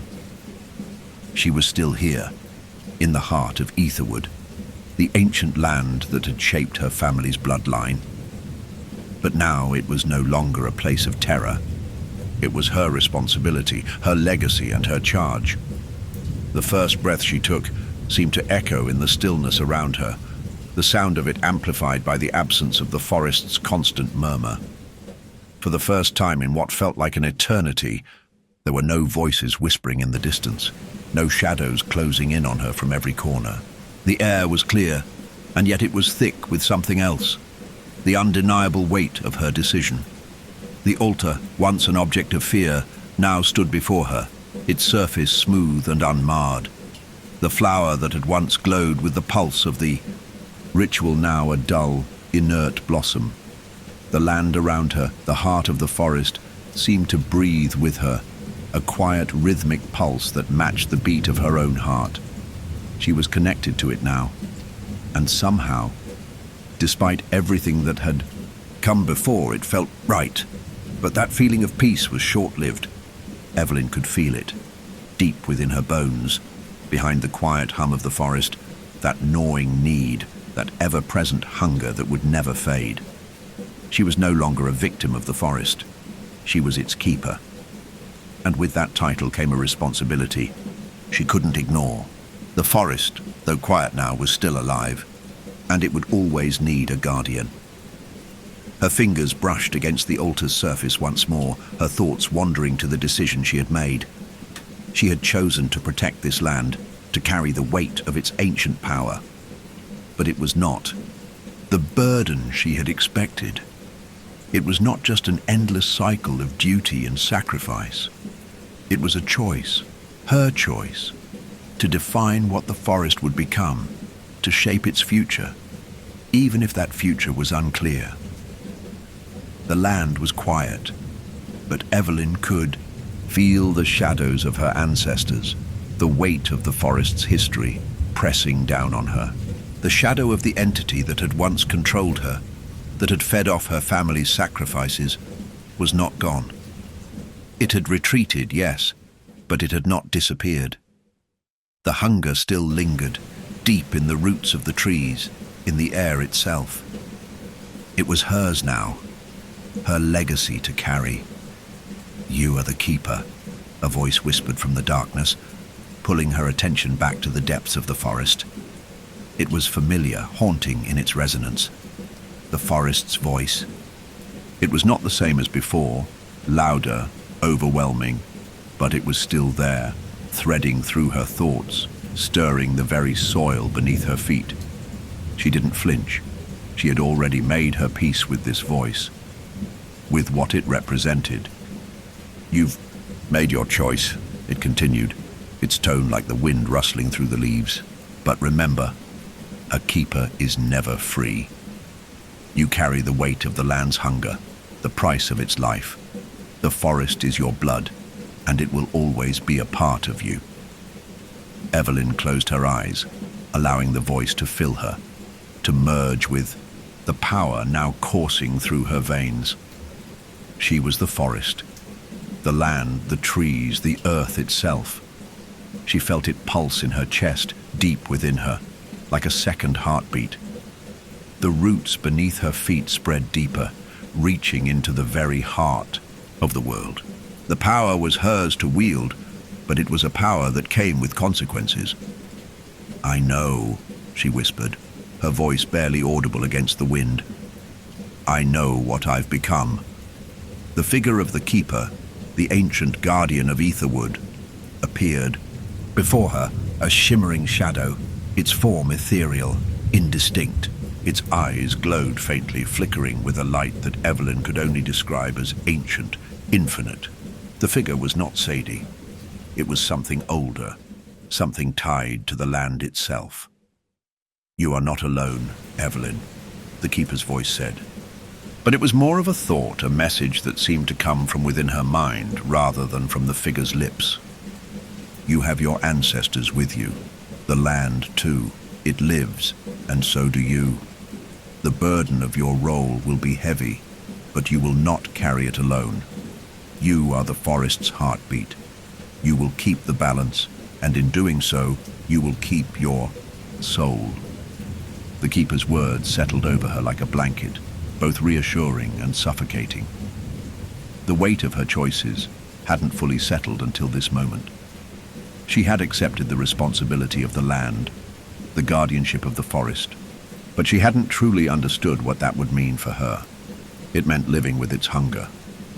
It meant walking the fine line between nourishing and feeding the forest's dark energy. "You are not bound by fate," the Keeper continued. "You are bound by choice. Choose wisely, and the forest will be a place of balance, a place of peace. Choose poorly, and it will consume you, as it has consumed so many before you." Evelyn nodded, feeling the weight of its words settle into her bones. The forest's hunger was always there, waiting, restless, but it was hers to control. The power was hers to shape, but it was also a constant temptation. The balance between nurturing the land and feeding its dark hunger would always be fragile, and it was up to her to protect that balance. The forest had claimed her, yes, but now it was her turn to claim it in return. The air around her began to shift, the glow from the altar dimming as the forest's whispers grew louder, more insistent. The roots, the trees, they were reaching for her, seeking her guidance, asking for her will. She closed her eyes and centered herself, feeling the heartbeat of the forest in her chest, in her hands. She was its keeper, and she would guide it, with care, with wisdom. But that meant acknowledging the truth that had always been buried in the land. The hunger of the forest could never be fully sated. There would always be a price to pay. She could feel the weight of the ancient power inside her, the responsibility that came with it. The forest was no longer something that controlled her. It was something she controlled. She was the bridge between the land and the world outside it, the keeper of its memory, the guardian of its hunger, and she would carry it for as long as she could. The forest around Evelyn had taken on a life of its own. The once muted hum, the pulse of ancient energy that had always existed beneath the surface, now thrummed loudly in her ears. Every breath she took was a reminder of what she had become, the forest's heartbeat, its guardian, its keeper. She could feel the earth beneath her feet, alive with energy. Every root, every leaf, every stone a part of her. The weight of her responsibility sat heavily on her chest. She had thought she understood the consequences of her decision, but now, standing in the heart of Etherwood, she realized that her journey had only just begun. The forest, once a place of horror, was now her domain. The memories of the curse, the endless cycle of sacrifice and suffering. It was all hers to carry, to maintain, to nurture. But in doing so, Evelyn knew she had to make sacrifices of her own. Her role as the keeper of the forest would demand things she was not prepared for, things that she could not yet understand. The voices, those distant whispers that had once tormented her, had quieted for the moment, but she knew they were still there, lurking just beneath the surface. They were the echoes of the forest's past, the memories of those who had come before her. The curse had been broken, but the weight of the land's history still clung to the roots, to the trees, to the soil.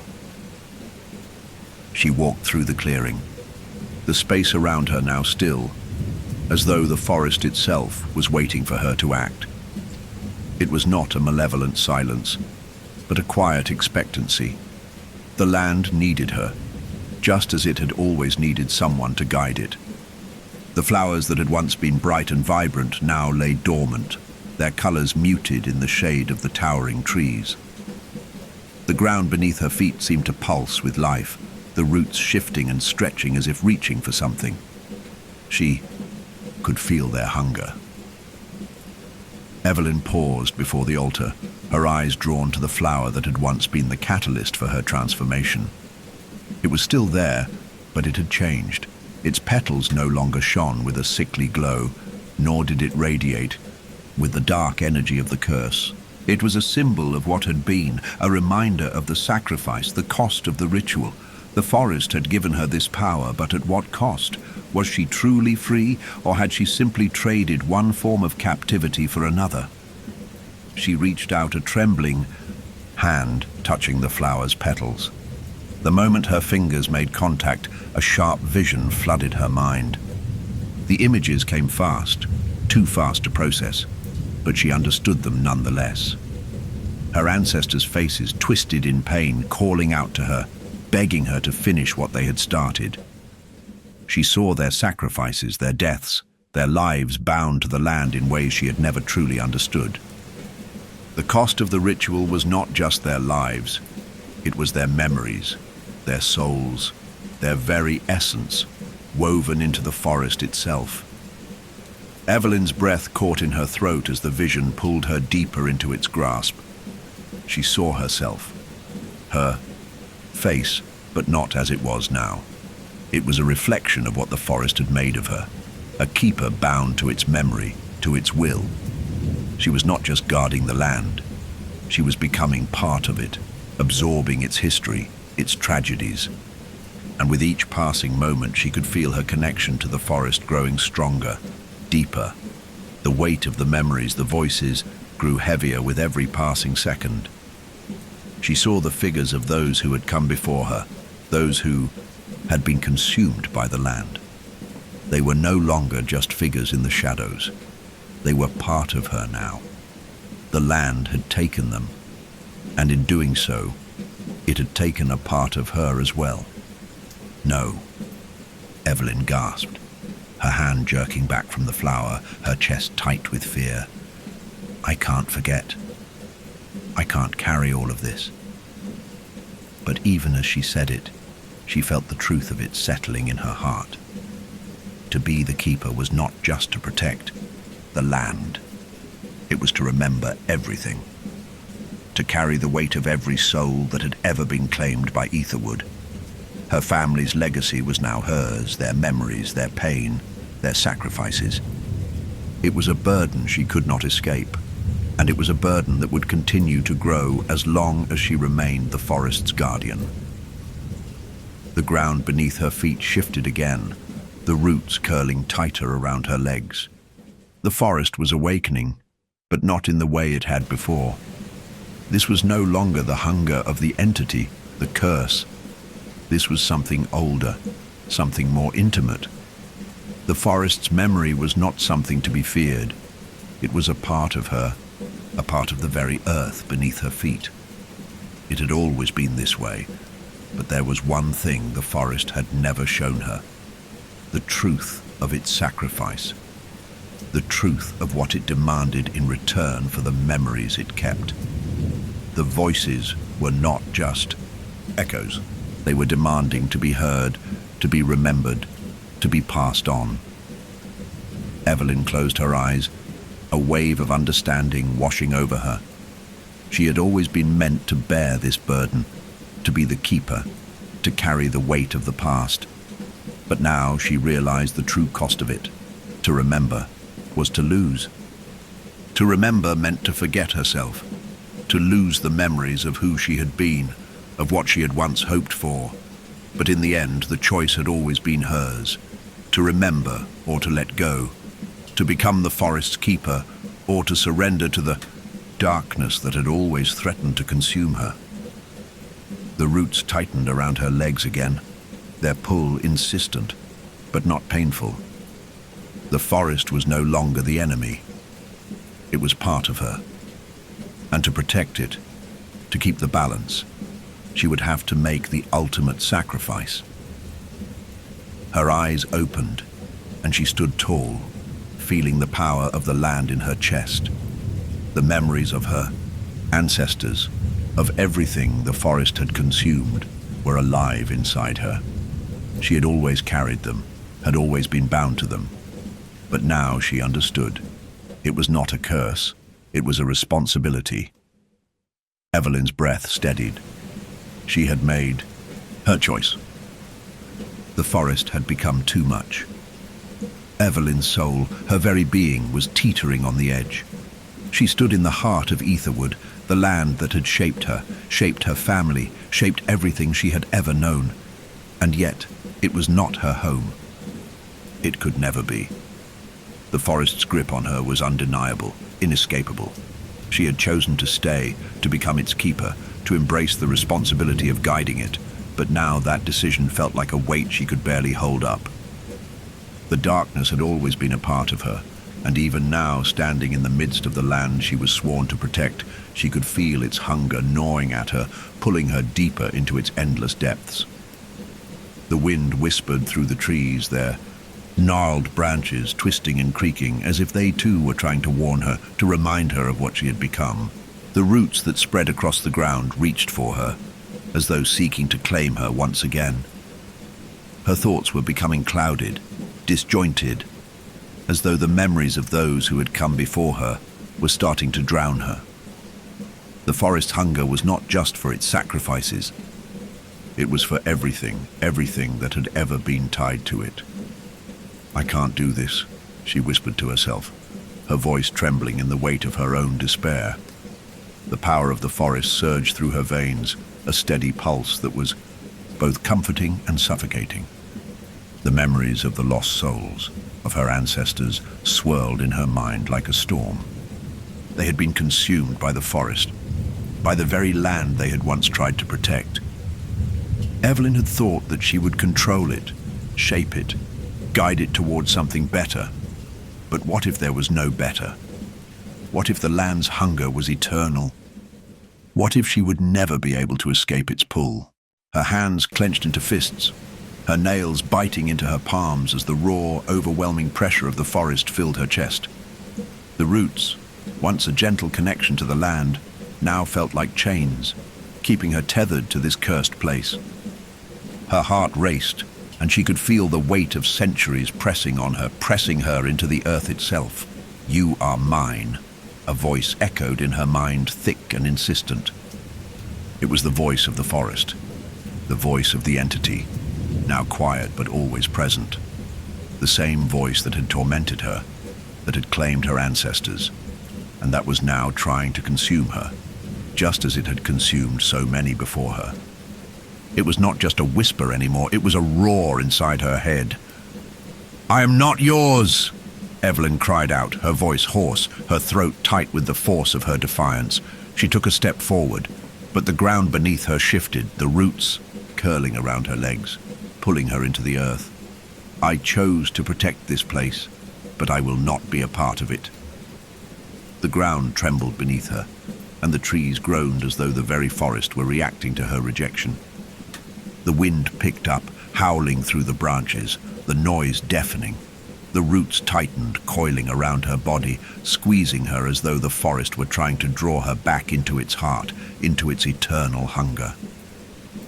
"I will not be a sacrifice," Evelyn whispered, her voice quiet but filled with the strength of someone who had finally seen the truth. She could feel it, the pull of the forest's memory, the pull of the curse. It had been with her for so long. It had always been a part of her, but it was no longer her choice to make. The forest was no longer just a land to be protected. It was a force, a hunger that could never be sated. But there had to be another way. There had to be a way to break free. She dug her hands into the earth, feeling the power of the land, the pulse of the forest, and for the first time since she had taken on the mantle of the keeper, she fought against it. She fought against the tide of memory, of history, of the dark legacy that had been passed down through the generations.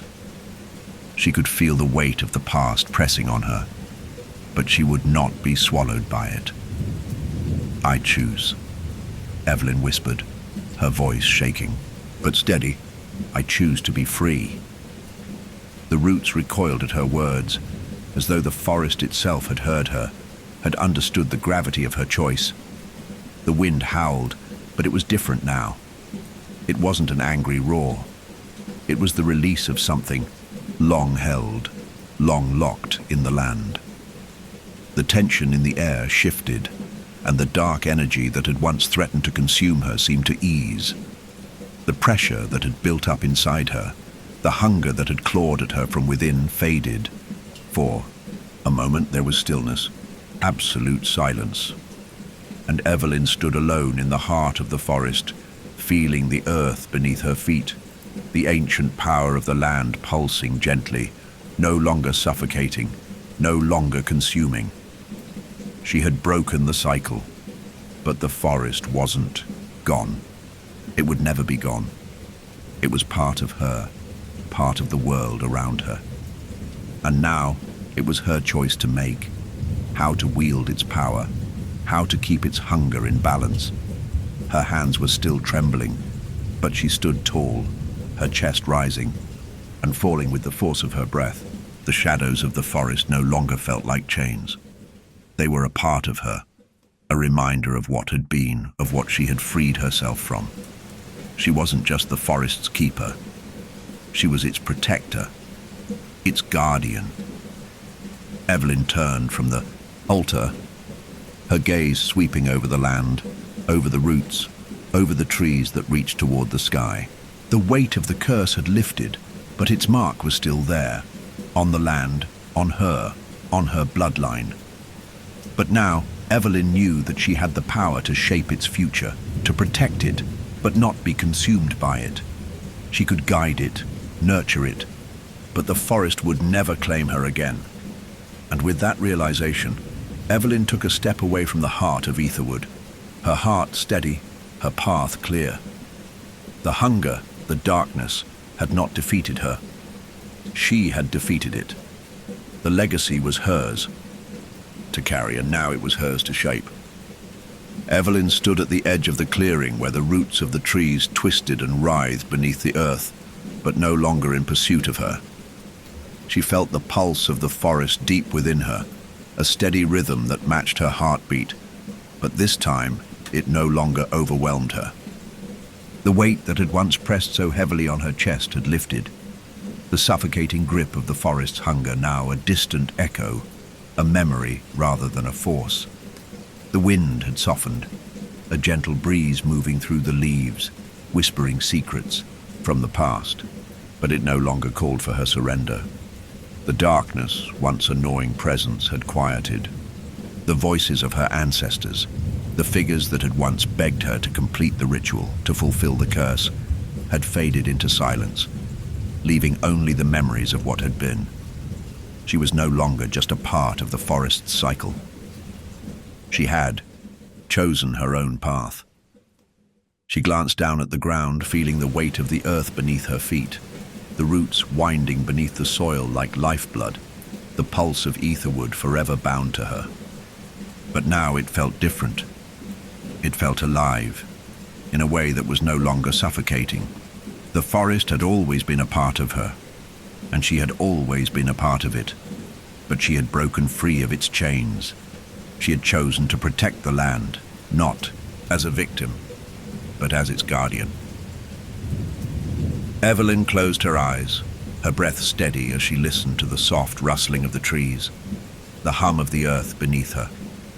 The memories of the past, of everything that had happened, the ritual, the sacrifice, the bloodline, were still with her, but they no longer held the same weight. She had shaped her own fate. The forest had no more power over her than she allowed. She was its keeper, but she was not its prisoner. Her eyes opened, and she looked toward the horizon. The sky above Etherwood was clear, the clouds shifting lazily across the expanse. For the first time she saw the land as it truly was, beautiful, untamed, but no longer cursed. The trees stood tall, their limbs reaching toward the heavens, their roots stretching deep into the earth. The ground beneath her feet felt alive, not with hunger, but with growth. The forest, once a place of darkness, was beginning to bloom again, and Evelyn knew, with quiet certainty, that it would continue to do so, as long as she remained its keeper. But even as she stood at the threshold of this new beginning, Evelyn could still feel the echoes of the past, the faces of her ancestors, the twisted figures that had once whispered from the shadows lingered in her mind. They were part of her. They were a part of the forest. But she was no longer burdened by their ghosts. She had become the link between what had been and what would come, and she understood that her role, though heavy, was not one of sacrifice. It was one of guardianship. She felt the familiar tug of the forest's hunger, but it was no longer the gnawing, all-consuming force it had once been. It was there, lurking at the edges of her consciousness, but now she controlled it. She could feed it, nurture it, without allowing it to consume her. She had broken the curse, not by escaping, but by redefining her place within the cycle of life and death, of light and shadow. You are the forest's heart, Evelyn. The voice of the land echoed softly, a whisper that filled her mind, not with a sense of possession, but with understanding. And you will guide it, as it will guide you. Evelyn closed her eyes, her hand reaching toward the nearest tree. Its bark was rough beneath her fingertips, but there was no fear now, no lingering shadow, only connection. She had come to understand that the forest was not just a place. It was a living being, breathing, changing, evolving. And now, she was its caretaker. For the first time, the weight of the past did not feel like a burden. It felt like a responsibility, a gift. She was the keeper of Etherwood's memory, but she would not be consumed by it. She would shape its future. And with each step she took forward, the land would grow stronger, its power more harmonious with the world around it. The wind stirred the leaves once more, and Evelyn felt a sense of peace settle over her. She was no longer running from the darkness. She had faced it, understood it, and emerged from it stronger, more connected to the land than she had ever been. And in that moment, Evelyn understood the true meaning of sacrifice. It wasn't about giving up one's life, one's soul to the forest. It was about choosing to carry its burden, to guard it, to guide it, and to protect its memory without letting it consume everything. The choice had been hers all along. She turned and began to walk away from the altar, away from the heart of Etherwood. But she didn't walk with the same fear that had once defined her. She walked with the understanding that she would always be a part of this land. She would always carry it with her, but she would never be controlled by it. The forest had been her prison, but now it was her legacy. Evelyn's steps were steady, her heart sure. She was the keeper of Etherwood, but she was also herself, and that was enough. The forest would continue to grow, its roots reaching deeper into the earth, its branches stretching toward the sky.